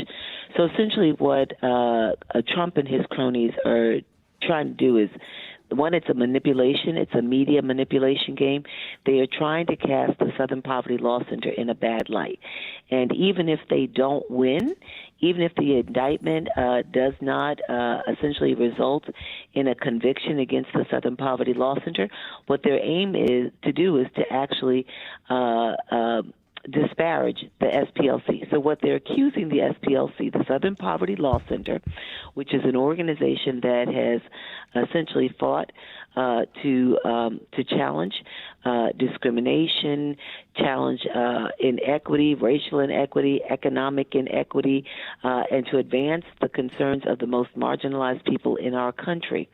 What they're accusing this nonprofit of having done is having collected funds from donors and then funding hate groups like the Ku Klux Klan and other white supremacist anti-Semitic groups, and essentially looking at how the Southern Poverty Law Center has done what has been done by other institutions, which is they may have people who are part of these institutions. They're informants. They go in and they collect information on the hateful activities in which these institutions are engaged to try to make sure that they can control and fight against it. If there's going to be some type of uprising, let's say like the January 6th incident, you might have had an informant in there trying to figure out what are these people doing in order to ensure that nothing bad happens. It's something that has not been illegal. But what they're trying to say is that SPLC, the Southern Poverty Law Center, collected several $1 million and essentially was out there promoting these groups, was giving them money to do the good work that they do. So essentially what they were trying to do was to stir up the hate in order to make themselves look better. Whereas what SPLC is saying is, no, this is like something that is often done. We get information so that we can make sure we're protecting the community, we're protecting our people, and that we are controlling against these uprisings. And so, in some cases, I saw one report, they were doing it along with federal agents, saying that we got this information from one of our sources that so-and-so is going to happen at so-and-so rally or some event, and that the government was working along with them. Now the government under Trump is indicting them for it. Absolutely, but it's all part of the false narrative, right? I mean, in some ways, I can liken it to, you take something like DEI, how they turned around and they manipulated it and made it sound like it was a bad thing. Right. So it's what you always say, Reverend Sharpton. If you do not have control of the media, so their aim right now is to take down a better than 60-year-old institution that has been fighting against economic, racial injustice, has a very strong reputation, for taking down injustice. Make it sound like it's doing some bad deeds. Kill it on the fundraising end. Get people to be leery of it, and you kill it. That's what they're trying to do. All right, let's take a break. I'm going to the phones, 1-877-532-5797, 1-877-532-5797. Sharpton, Jones Austin, be right back. Keeping it real.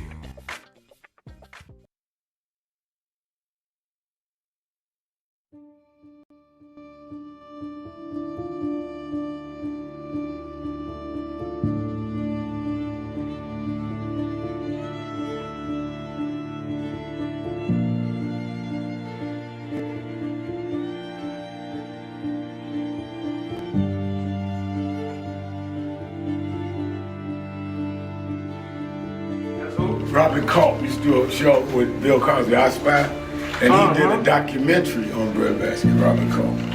Oh, wow. You need to see that documentary. It's great. Absolutely. I lived this. I didn't read this. I lived it. I was there. You true to this? I'm true to this. Not new to this. I ain't new to this. Vote to phone Troy, you see he was, Jack O'Dell was one of the guys that Kennedy warned Dr. King about. Say he was a communist. Jack O'Dell and Stanley Levinson. And Reverend brought him in. Nobody else in the movement would deal with Jack. Reverend brought him in. Oh, yeah. Sure. Just us. Just us. But there's stories behind all of it. It didn't just happen. But I am somebody. I may be on welfare, but I am somebody. I may be in jail, but I am somebody. I may be an educator,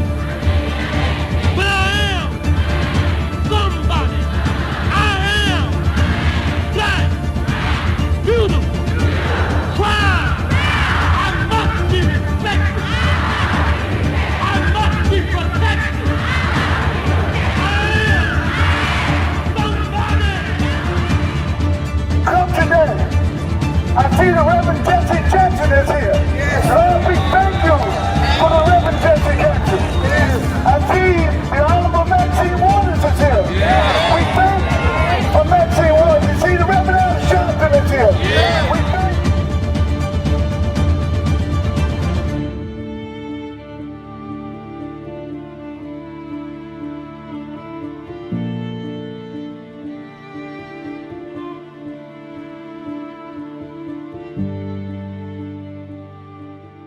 22 years ago, Reverend Al Sharpton stood on the 2004 Democratic primary debate stage, speaking truth to power and challenging the nation to do better. Today, many of those same issues remain, reminding us how much work is still ahead. Reverend Sharpton, why are you in this race? Well, let me say this. First of all, I do not think that it is fair to say that there are two Americas. There are many Americas. Our only problem in America is not just class. Many of us have problems that have succumbed to class barriers, but still have the race barriers, or the barriers of language if you're Latino, or the barriers of sexual discrimination if you are a woman or gay and lesbian. So I think it's very simplistic to just say that it's two Americas, one for the wealthy, one for the poor. Earl Graves supports my campaign. Very wealthy man, but still faces discrimination. Gays and lesbians, they may make a lot of money, they still face discrimination. Latinos that have problems because of language discrimination. So I don't think that it's as simple as class. I also think if we're talking about experience, I was talking with Bishop Brookins, who's here with me tonight. I don't see anyone that supports civil rights could support the Patriot Act. That was you're talking about a difference of direction, Senator Edwards. The Patriot Act. The Patriot Act that you supported is J. Edgar Hoover's dream. It's John Ashcroft's dream. We have police misconduct problems in California, Ohio, Georgia, New York, right now. And your legislation helps police get more power. So I think that we've got to really be honest if we're talking about change how and for who. That's why I'm in this race.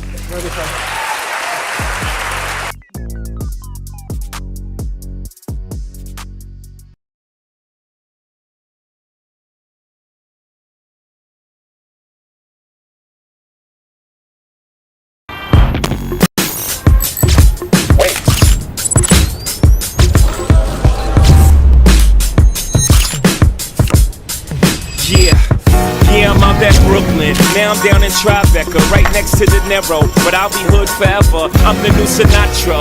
And since I made it here, I can make it anywhere. Yeah, they love me everywhere. I used to cop in Harlem. All of my Dominicanos right there up on Broadway. Pulled me back to that McDonald's. Took it to my stash spot, 560 State Street. Catch me in the kitchen like a Simmons whipping pastry. Cruising down A Street, off-white Lexus. Driving so slow, but BK is from Texas. Me, I'm out that Bed-Stuy, home of that boy Biggie. Now I live on Billboard, and I brought my boys with me. Say what up to Tata, still sipping my top. Sitting courtside, Knicks and Nets give me high five. I be spiked out, I could trip a referee. Tell by my attitude that I most definitely from.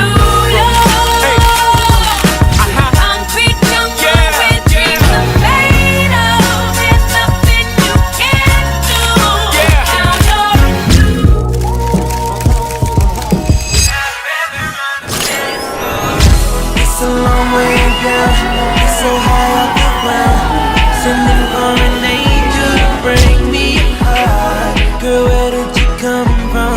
Got me so undone.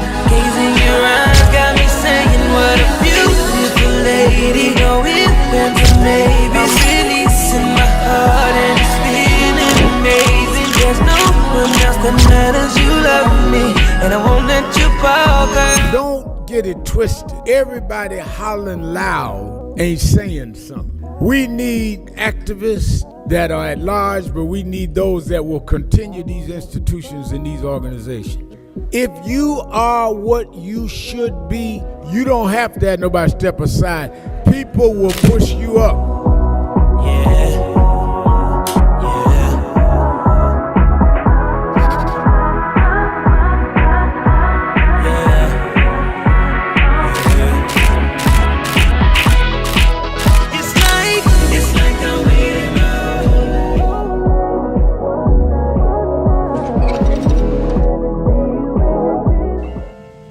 thank God I was blessed to have both in my life. Both historic, strong figures. But if I misused them and listened to not only figures that are not as historic as them, but figures that had nothing to do with the calling and purpose of my life, I would live confused. I'd be double-minded. I'm clear. And what I want you to do is be clear. Clear on who you are, why you are. And a lot of that will be exposed to you and others by who you are around and who you allow to enter your head. Keep people at a distance that only have a distant and unclear vision of who you are and who you are supposed to be. They could be your blood relatives, but they could not be the ones that accompany you toward what you ought to be about tonight. Everybody good to you ain't good for you. Everybody that makes you laugh sometimes end up making you a joke. Well, Reverend, it looks bad now. Look at Iran. Look at what's going on in Minnesota. Look on. Yeah, but I was raised by them to realize that after storms, if we do the right thing in the storm, if we organize, if we register, if we do what we're supposed to do, there's always a rainbow coming out. The rainbow don't show until the storm is over. The rainbow gonna come out in November. The rainbow gonna come out in 28. We gonna fix these tricks in 26 and march through the gates in 28. We didn't come this far to turn around now. We won't go back. We won't go back. We won't go back.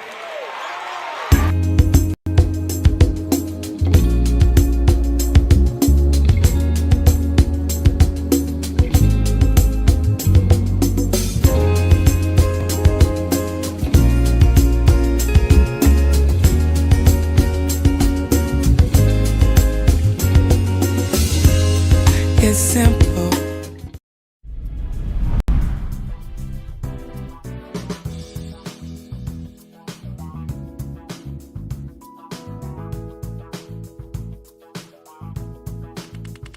This is the first Thanksgiving I'm here in New York.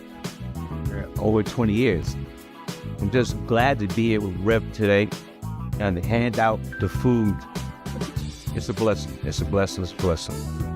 It's Erica Ford, the Peace Doctor in the building. Here at the National Action Network, it's about thanks, it's about giving, it's about gratitude, it's about love. I feel it is important for you to understand that there's work out here to be done, but it starts with gratitude, it starts with giving, it starts with peace, it starts with love. Let's go. Before we feed our family, we got to make sure that we feed the community. That's right. That's what it's all about. We got to come with Sharpton phones. You come and you make sure you show up, serve the community. That's what it's all about. Keeping it real, keeping it real. I am your host, Reverend Al Sharpton. Jennifer Jones Austin Esquire is our co-host. Jenny, one of the things that has occurred in the city of New York that needs to also occur nationally, though it would be challenging under this president, but could if we retake the Democrats retake the Senate or the House, is something that you have authored and pioneered in terms of racial equity. And Mayor Mandani came out, I think probably the most concrete thing he's done toward the black community since holding office January 1st, explain what the racial equity studies are and what it leads to and what the mayor had to say standing with you on this. You may recall that about 5 years ago, in the height of the public outcry in connection with the killings of George Floyd, Ahmaud Arbery, and Breonna Taylor, New York City did something that is unprecedented. New York City established a racial justice commission with the aim of going into the city's constitution to identify ways of ensuring that racial justice and equity would be the law of New York City. And I was fortunate and privileged to chair the commission. What resulted from the commission was a requirement that going forward, beginning in 2023, New York City would have to release every 2 years a racial equity plan that looked at how every city agency, from the fire department to the police department to social services, the Department of Health, education, domestic violence, on and on and on, how sanitation, how each and every agency would advance racial justice and equity in everything from hiring and promotions and overtime to service delivery, like I said differently, that a primarily black neighborhood would not be essentially taken advantage of when it comes to, not providing critical supports, health, transportation, et cetera, to also looking at how we make sure budgeting is distributed with an eye towards equity for all black New Yorkers and other persons of color. The last mayor did not release the plans, even though he was supposed to do so beginning in 2023. Mayor Mamdani came in his first 100 days, he released the racial equity plans. So now we have accountability plans, and what is supposed to happen is the city, New Yorkers, get to provide feedback, and next year they're going to have to issue the city a report that demonstrates, how compliant they've been with their work. So we've got an accountability tool. And the other thing that we have, which is something we very much need across the nation, the other law that was passed as part of this work, the Commission's work, was to require New York City to annually calculate what we refer to as the true cost of living. All of the measures that this nation has been using are based in poverty. Measures that say that an individual living anywhere in America needs just $17,000 to make ends meet, knowing full well that when you have a measure that says somebody needs only $17,000 to make ends meet, that's going to justify low wages. And then you use that measure to determine who's eligible for food supports in this nation, who's eligible for government-funded Medicaid, government-funded housing subsidies, child care. And so if you lowball what people actually need, and then you base eligibility for income supports on that lowball, you know that you have many people who are struggling still today to make ends meet. Says for a family of four, it's $32,000. And so New York City is the first in the nation now, because we put out there a mandate to effect a true cost of living measure. It's the first in the nation that, as everybody across the nation is talking about how America's too costly now, that costs are out of control, we're the first in the nation that now has a measure that shows us what the true cost is to live. And it's the cost to meet your daily needs, the cost to pay down debt, the cost to save for retirement, save for an emergency.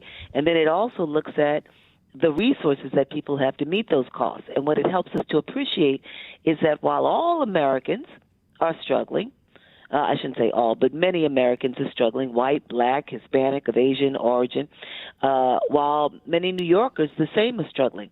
That black people, because of institutional and structural racism, continue to suffer greatly, more than white people. And so now we have the data, which is going to help us when they start putting up plans for minimum wage, when they start making proposals, elected officials, about who gets to have subsidized child care or subsidized housing. We can look at it and say, this is good enough, or it's not good enough. We can say, you need to close the gap because black people don't have enough. People in these neighborhoods are struggling. And so it's a tool with data that allows us to push back. And when Trump and others want to say that we don't have an affordability crisis, when people are just talking at it, or when they want to say that racism doesn't exist anymore, when they want to say that the Southern Poverty Law Center is just trying to fan the flame and essentially is trying to promote, trying to say that racism is a thing, we now have data. So we've got a national measure It has not yet been adopted nationally and won't happen under this president, but we're going to keep pushing. But we now have the first city in the nation who has the measure, and it can be used to make our lives better. All right, and we need to stay on that absolutely. Let's go to the phone. Let's go to Miss Pat in Georgia. Miss Pat. How you doing, Mr. Al? I'm doing well. I have a problem. The problem is with me. I'm 65, going on 66. I never seen what happened to Dr. Martin Luther King and Mr. Malcolm X. It's happening all over again. We have a police department here in Atlanta. You have 6 Negroes with this man. He let them, on the Negroes, I hear, do whatever they want to do. It's never, I seen this Caucasian man, this chief, they never send them in the area of the Caucasians. Now, these people is like the enemy back in the day. They beat them, they shoot them. Now, it's like they were doing back in the day when the white people were just shooting us. Boom, boom, boom, boom, boom. It wasn't nothing that we can do. Now, this chief is Caucasian. He got 3 women and 4 men. And they do this every day. Every day, they shoot them in the head. Boom, boom, boom, boom, boom. But when it comes down to the Caucasians, they don't touch the Caucasian at all. They don't lock the Caucasians up. They don't put them in the car. It's 99%. When they go to the gas station, it's always us. Always. And this is slavery to me. This is slavery. It is slavery. Anytime you have a 2-tier criminal justice system, and anytime you have no rights anyone is bound to respect or protect, that is slavery. Yes. Then it was like the Titanic. Found out they weren't Caucasians. These was our brothers on the Titanic. These were the rich of the rich of the rich back in the day that built whatever they built to pass it on to us. But they put the white guy in there and the white girl in there. And then all of a sudden I saw why this ship is turning over. So they sit here lying to us in our face. We, as the people, have to stick together. Like you and Dr. Martin Luther King, Mr. Malcolm X. We got to bring that back. Yeah. We got to show us. We got to show us. We built this country for free. And the only thing they're giving us now is penny on the dollar. If that. I hope. That's true. No, I say a half a penny. Right. All of a sudden now, Mr. Al, we have to go back. You was in it. You was marching across that. Yep. That bridge. And still in it. No, you're right. I got to go to break, but thank you for your call. And I think the forensic accountant says it best, is that I love this quote. I love this, her top line. It says, you're on the internet talking just like the rest of us. Grassroots LOL. Okay, I don't know who she's talking about. And then she says, and you want the perks, not the works. Want all the perks with none of the work, and criticize all those that do. And that's what they do. You know, the reason I don't get that upset about it is they did it to everybody before us, and they keep going doing it. Nobody attacked Martin Luther King more than other black folks. They were saying they were more militant and wasn't going to do nothing. Nobody attacked Malcolm X more than other black folks. So, I mean, it goes to territory. You're going to get... Jesse Jackson told me something when I was a young activist just coming along. He said, Al, being an activist is like playing football. He was a football player in college. He said half the stadium is cheering, the other half is jeering. Your job is to get the ball across the goal line. Don't listen to the cheers and get big-headed. Don't listen to the jeers and get depressed. Just run for the goal line. And that's what we need to do. Let's take a break. Be right back. Keeping it real. Sharpton. Be right back. Keeping it real. Keeping it real.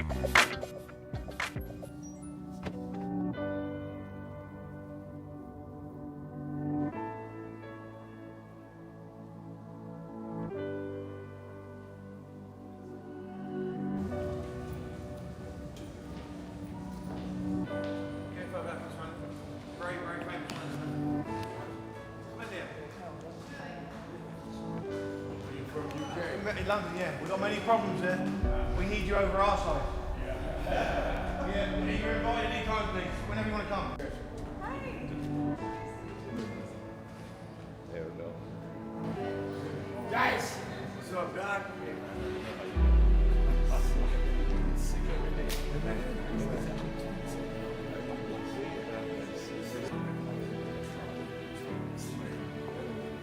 So we are in not a political dilemma, we are in a moral dilemma. And if the black church does not come with a prophetic voice, then who's going to do it? We can go through all the data, all the statistics, all we're going through in the workshops, but the question is, where is the action going to be? We all believe in Jesus. Jesus didn't teach theology, he healed people. And they learned the nature of the theology based on his healing. We got to heal this nation. And if we heal this nation, the nation will return to our churches. But we've become silent and compromised. And we try to blame it on, I'm not in this. You are in this. You live it, your members live it. Unemployment now is higher now than it's been since the pandemic. Yet we survive. There's no history in the world of any people that went through the kind of psychological, cultural, and physical slavery like blacks did in America. The only reason we're still here is because of our faith. We had no external strength. We had an internal strength. And it was the God that we were taught by our mamas and grandmamas that brought us through. And I don't care who's sitting in the White House, we cannot betray the God that brought us through.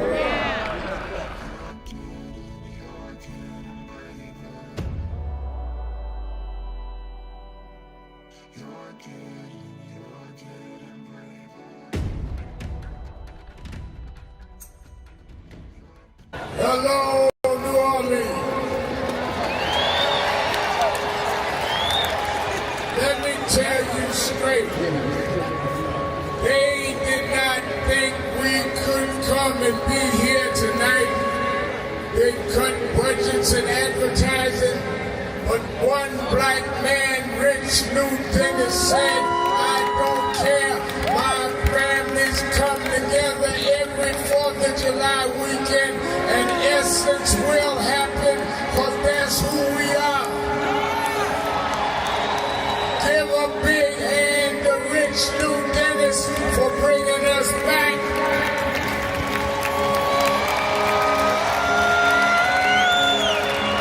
Why do we come?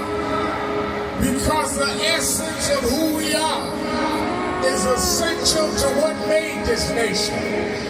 We built this nation. We made this nation. We created the essential dollars that this nation lives off of. We don't care what bill they pass. We will not back up.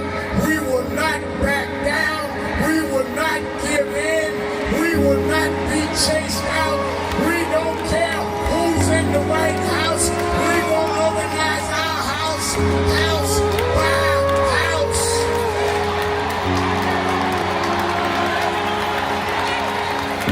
We came over the Middle Passage. We survived slavery. We survived Jim Crow. Don't you give up now. Don't you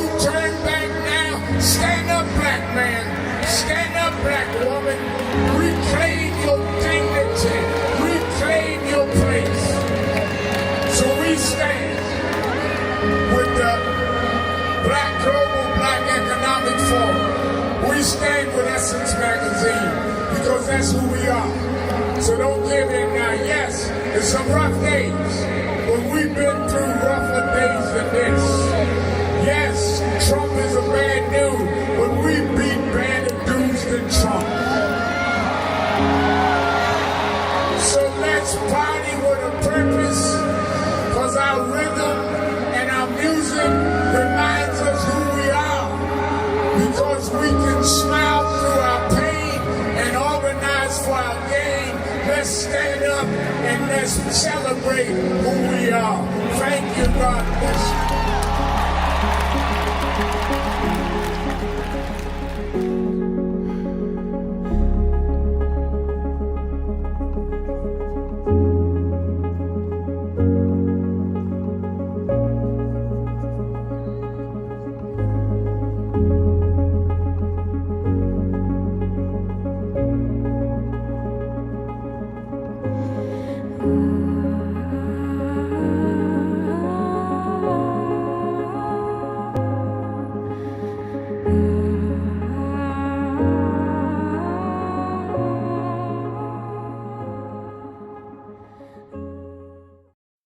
Some of you forget where you come from and forget how you got there and act like you got there because you were qualified or that you had a good resume.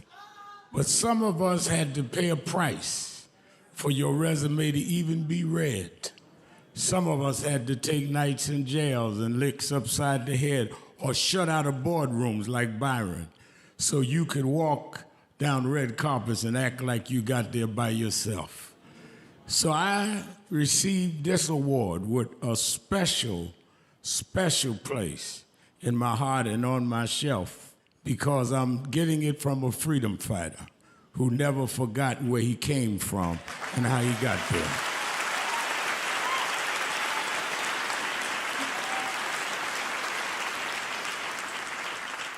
Yes, we've come a long way.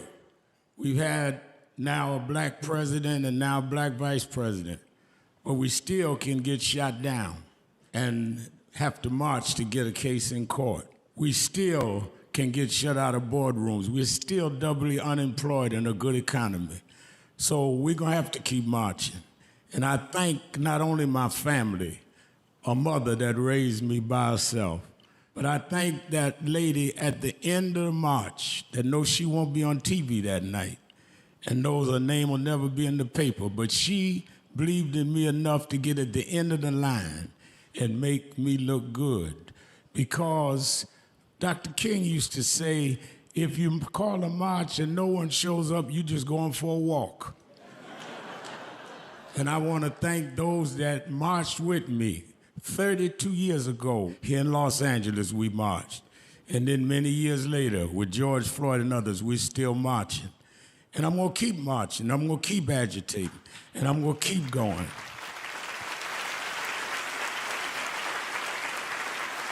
Until we don't have to do it anymore. Eddie, known you a long time, Mariah, Chris, and your kids. And I promise you this, the only thing that I really live for is I get up with this dream that every bigot, every racist, everyone in this country that hates will say, damn, he's up again.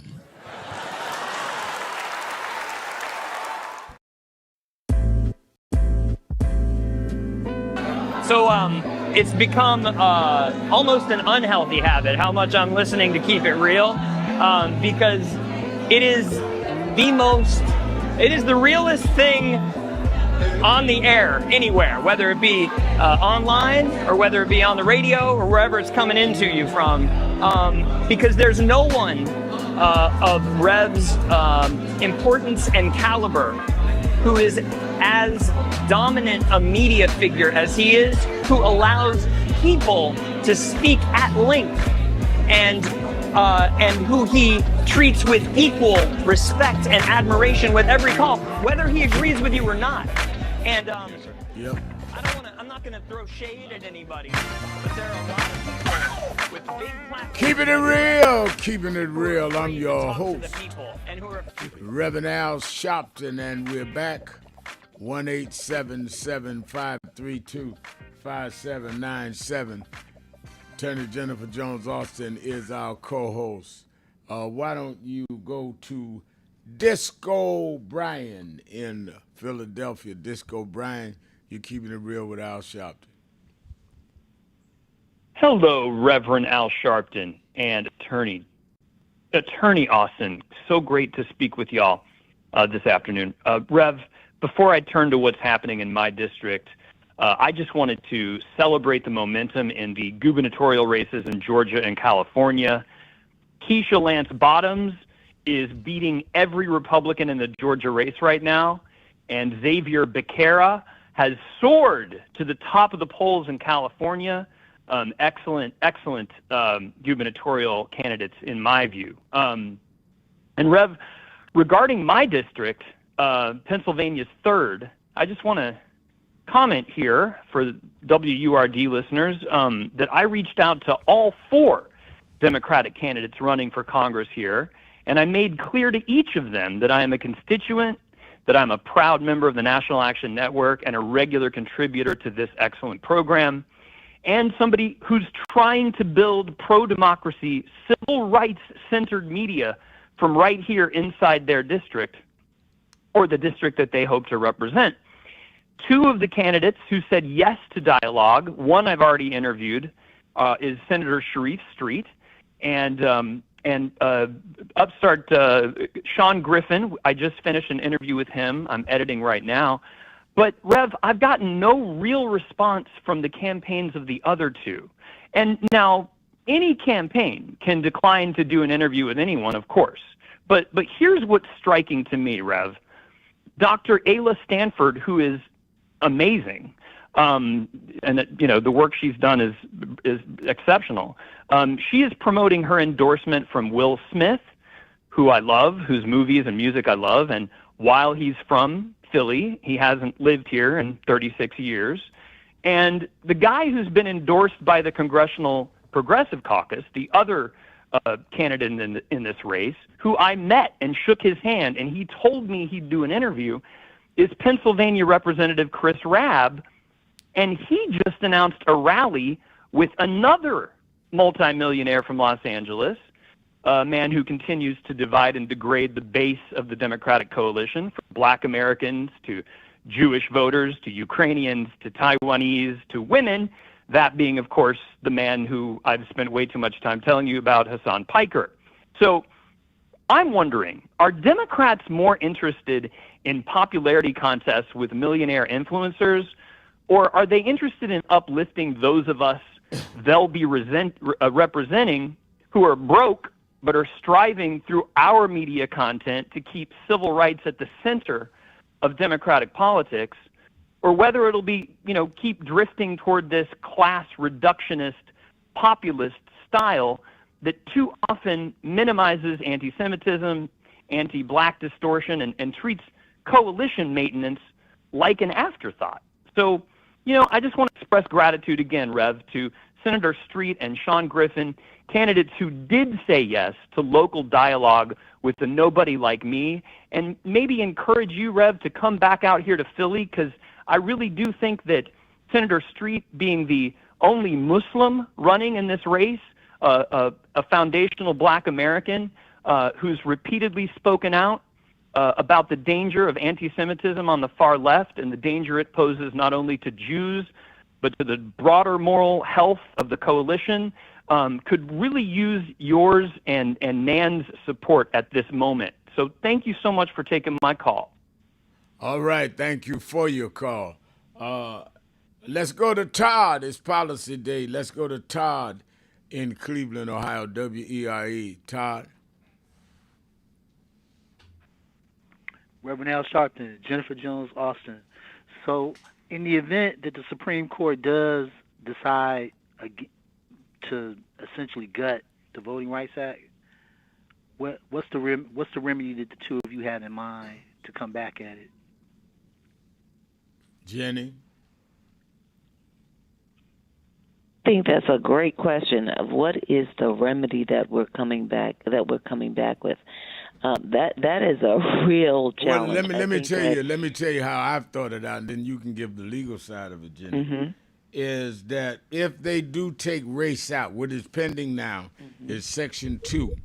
And if they say that you can no longer use race as a qualifier or as a standard, which is the last meaty part of the Voting Rights Act, then some of us have caucused on this and said, then you come back by having several states, start the state of New York, state of something else, coming with it another way and let it challenge again in the courts and go back up to the Supreme Court with different language, but that would result in the same thing. I think that the language that their decision comes down, pro or con, is the only way you could have a effective strategy, because you don't know the language of whether they agree with keeping race in or removing it. A lot of how you deal with it, going back through the system of state courts all the way back to another Supreme Court case, is by responding to the language they use in their decision. Right. I completely agree. I will add that the Supreme Court is deciding on the matter of whether or not race, can be used, but it does not get rid of the voter protection rights overall concerning, intimidation and voter suppression.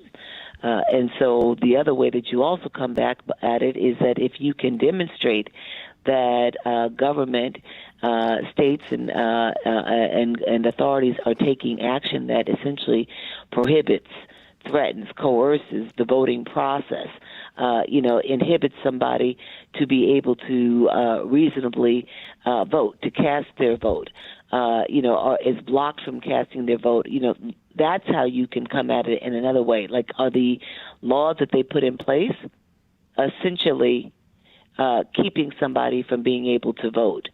And so I think it's going to have to play its way out in the courts. The challenge is that sometimes you're going to have to be, like with these cases, you're going to have to show a harm if you have a court that does not act on the new law, has the potential to block somebody. Yeah. So you might have to get injunctive relief, or on the backside, you'd have to show that there was an actual harm. The other part of that as well, Todd, is that as we go through now the response to the local courts, the state courts in Virginia, is that as you fight this up to deal with redistricting, you can also fight back by how you redraw maps. See, the Republicans may have opened up a Pandora's box here, because they are unsuccessful in these redistricting fights, and they should be, since they started it in Texas, they can't say that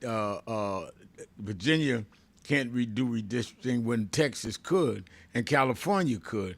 You can draw the maps that kind of nullifies a lot of the impact they're trying to do to cut down the black vote, because if you can control those districts where they are drawn that are fair, and then your local district leaders and political apparatus protects the votes, that can mitigate it till you can turn this around.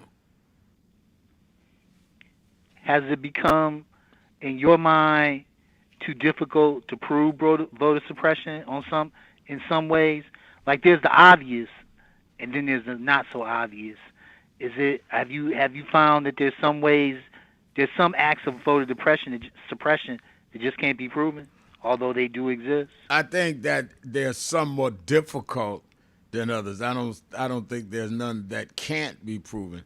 I think there's some more challenging than others, particularly if you're trying to deal with people that are predisposed not to want to deal with it in the first place.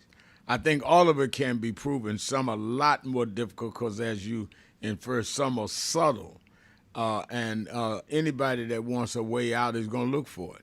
And I think that is what we're facing here. Let's take a break. I'll hold you over, Todd. We'll be right back.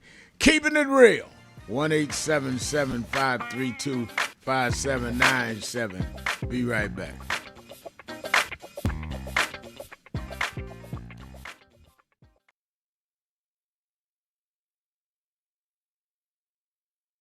So who is Al Sharpton anyway? Who is this 33-year-old preacher without a church? A number of black New Yorkers as well.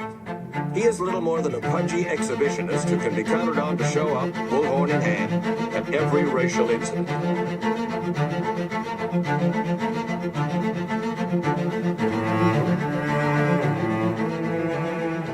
I often quote Mark Twain saying, "The two most important moments in life is the moment you are born and the moment you find out why you were born." I had a very troubling conversation the other day that prompted me to do this little video. Young man that I've known a while came to me and he was crushed. I mean, really crushed, because people were criticizing his work. He's in the ministry, but he's also an actor. And he said he couldn't understand why people were jumping all over, criticizing him, trying to find scandalous and derogatory things about him.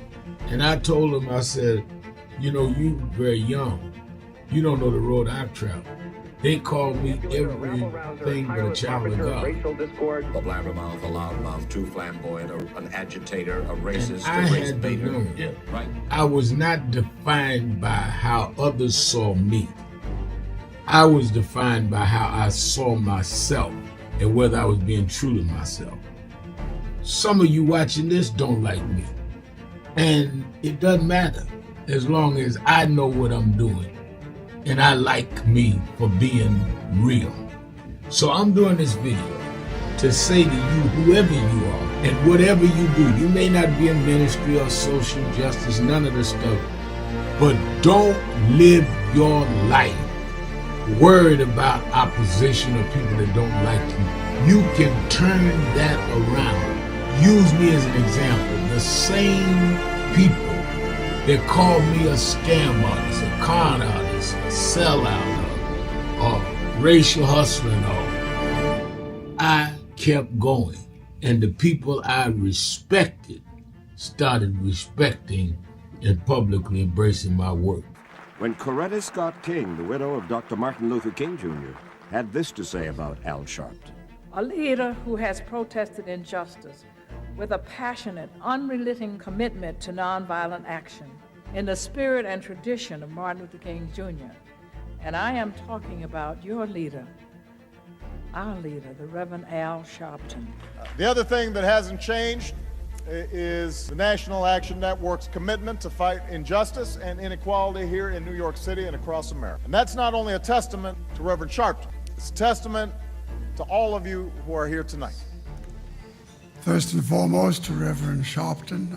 I saw him when he first came on the scene, and I have marveled at his tenacity, at the development of his intellect, and his devotion to our movement, and much he has contributed to the world we are experiencing. I am honored, and I must say that when I had my debate with Dr. King on the issue of the church and religion, he didn't warn me that after his departure, his space would be filled by another preacher, and that preacher would be Al Sharpton.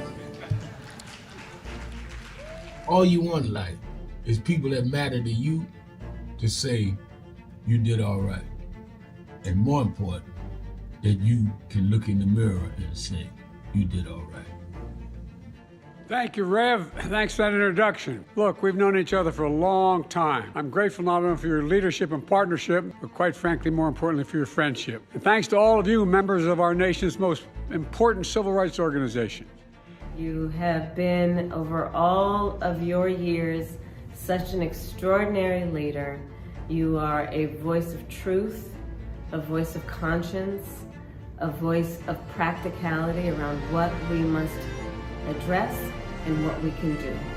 And I thank you so much for your friendship. I remember that most of the youth around Al's age, he was about 12, wanted to be like Connie Hawkins, a great basketball player, legend, or Earl the Pearl, or Clyde Frazier. Al wanted to be like Adam Powell, a powerful preacher with a social justice gospel. He was very close to, at that time, to Reverend William Augustus Jones, powerful preacher and social justice advocate, and Reverend Gardner Taylor stayed right down the street, and Bishop Washington, whose church he came from, and Reverend Sandy Ray. He wanted to be like these giant preachers. He wanted them to have the edge, however, of the King's social justice dimension. He wanted to be like them. Now he's one of them. Perhaps taller than most of them because of the risks he has taken and the reward God has given him with his gift. I remember so well that I first escorted him to jail. He was around 13 years old. With the jail fighting the ANP. He was in the lineage of our struggle. He grew up in it. We didn't just see him on TV one night. He didn't happen. He came bottom up, not top down.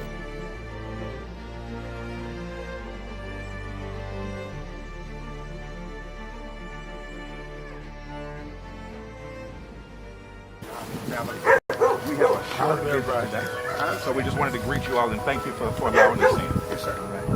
We was here. They were on the plantation. Our family was on the plantation. Wow. And that's, of course, that's the slave house. That's one of the slave houses. Good to see you, sir. It's been 13 years. That's right. Good to How see you been? Doing fine. Good.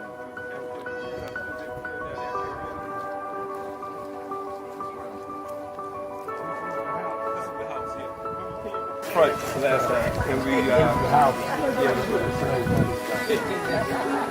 Alexander Sharpton.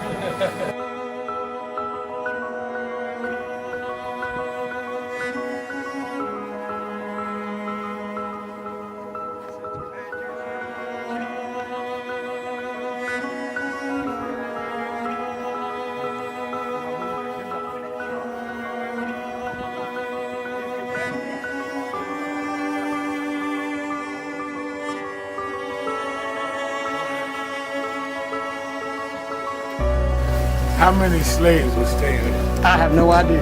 This is where they would have a slave. Right? Yeah, that's when exactly. That was exactly.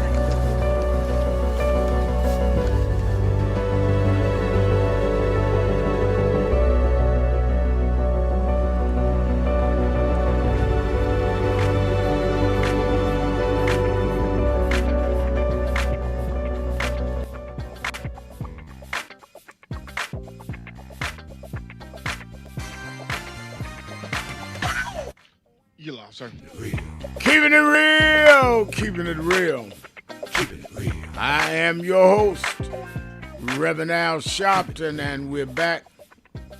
Attorney Jennifer Jones Austin is our co-host.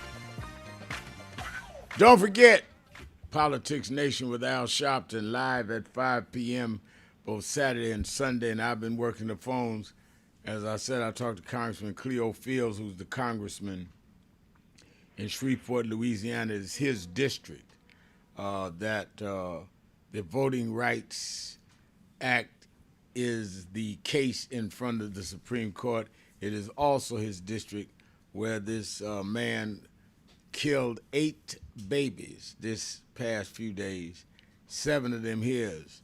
And I was talking to him about what can be done for the family. He's going to be with us this weekend on the show. I'm going to have on members of the Senate to deal with the Wars Act and what's going on in Iran. And, of course, we must follow up about Affordable Care Act and a lot of issues and governors in terms of the budgets. And, of course, I'm going to have on one of the representatives, I think the Attorney General from Virginia, on how they're going to handle the case of the judge blocking what the voters decided in Virginia. So make sure you watch both Saturday and Sunday, Politics Nation with Al Sharpton live at 5 p.m. Eastern Time on MS Now. And then you that are in the New York, New Jersey, Connecticut area, be at the Saturday Action Rally. This Saturday we're again at the historic Mother AME Zion Church, 137th and Lenox Avenue in Harlem. And, of course, 9 a.m. to 11, you can also watch it live on Impact Television and on nationalactionnetwork.net live stream or YouTube/NAN. And I'll be there. I want us all there. We're following up laying out our follow-up orders, our 23-city tour, what we're going to be doing in terms of the new building that should open in a matter of weeks. Jennifer Jones Austin, Esquire, has been leading the team in getting all of that together. You that are on live stream can see that is the building. We've already put the sign up. We're doing some renovations inside and getting the legal technicalities to move in. So we'll be at Mother Amy Zion just for a few more Saturdays, and then we go on to our permanent home. All right, let's go back to Todd. Todd in Cleveland, Ohio. Go ahead, Todd. I don't believe our society is advanced far enough to where we cannot consider race. So I'm hoping that the Supreme Court doesn't do what it looks like they are going to do. But that's why I posed the question about the remedies. But I have one other question for you, Jennifer, and this is a New York City based question. I've often had conversations with you about what should qualify as poor and what income should qualify for public assistance. But I haven't asked you this. Where do you think should be the top of a family of four making, let's say a family of four making $60,000 a year in New York City? A man, a woman, and 2 kids, under 15, we'll say. What do you think they should be allowed to get public assistance like SNAP benefits? And if so, how much do you think they should get in New York City? Indeed, I do. So let me just first say that you may have heard in an earlier session, Reverend Sharpton and I were talking about the true cost of living. It's a measure that New York City now holds as an official standard. And the true cost of living measure for New York City looks at what people need for housing, childcare, transportation, food, what they need to cover their medical expenses. And this is an average taken from the data of what people are actually paying in New York City, as well as what they need to be able to pay down debt, and what they need to be able to save for retirement, save for incidental medical costs, save for a rainy day. This is actual data on what people are paying right now or what they have to pay. And then it also looks at the resources that people actually have to meet these needs. And what it tells us, this is actual data. It's not hyperbole. It's not conjecture. These are not estimates. It's actual data. And it tells us that for families with children of school age living in New York City, that a family needs no less than $159,000 to be able to make their ends meet. That's how expensive it is to live in New York City. So a family with 2 adults, with people bringing in $60,000, which is the equivalent of $15 an hour, with no government supports, cannot pay their housing. The average cost for an apartment, a 2-bedroom apartment in New York City, ranges from I shouldn't say like the average, but it's about $5,500 a month. So you've already, before you even pay taxes on that $60,000, you can't afford your housing. And so, the problem that we have, Todd, and I say this with all due respect, is we're a nation that talks about poverty as though that should be the standard. Whereas the measure really should be, what do people need to be economically secure? Poverty's been used as a standard to actually ensure that people will live in perpetual state of deprivation. If you lowball how much people need to live, then you know that as a nation, you are always striving to make sure that people are actually just getting by. And so the standard needs to be. Yeah, I just gave it to you. No, I mean, I'm specifically referencing SNAP benefits. As someone's making $60,000 a year, of a couple's making $60,000 a year in New York City, and they have 2 underage children, they need SNAP benefits. I'm not disputing that's your belief. I'm asking you, do you have a figure? Let me tell you why I won't give you an exact figure, Because when I'm telling you that the gap is for a family, if you have a family with 2 children and they're making $60,000 before taxes, I don't know what their tax benefits are. I don't know their breaks.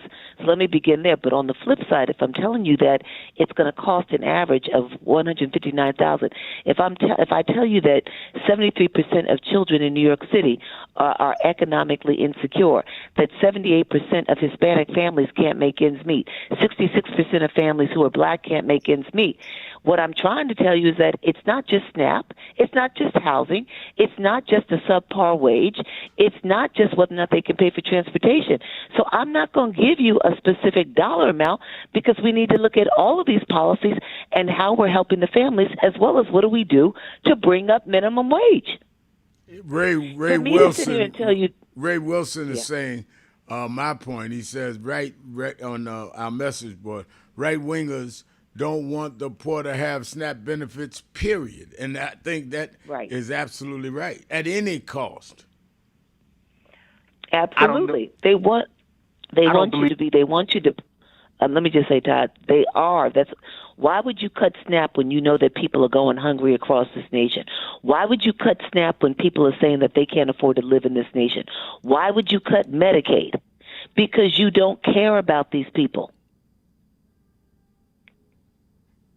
Because all right-wing politic people are not the same. There's a large group of them that came up through the working class and have not done what Mike Johnson has done, sold out. Mike Johnson, and the congressman, Mike Johnson from Louisiana. So I just wonder, the reason why I wonder is because if it comes up in conversation for the public to consider, it's often good for them to have a figure that's reasonable to them. And I'm going to say this in exit, I had a conversation with 2 couples at the same time that are leaving New York City because they making $60,000 a year, about $67,000 a year, and they can move to Cleveland and still make $67,000 a year, still working for Whole Foods and working for UPS and Delta at the counter. One of them just got a counter job out at Hopkins Airport. Mm-hmm. And they're the cost, the money that they're making in New York City will get them in solid middle class in Cuyahoga County, and they're raising up. And they're all of them are in their early 30s, and all of them have 2 kids each. And I was like, no, I've heard that from people moving in different parts of the country. I wouldn't deny or doubt that at all, because of the cost of living, which is also why we need to deal with it both nationally and deal with it here in New York, because everybody can't move out of New York, nor should everybody have to. But thank you for your call, Todd. Let me thank Attorney Jennifer Jones Austin. Let me thank all of you that called in, listened in, you that called in and couldn't get through, but hung in there anyhow. Remember, whatever you do, wherever you go, however you feel, tell somebody, tell anybody, tell everybody. Reverend Al told you personally, keep it real. Keep it real. Keep it real.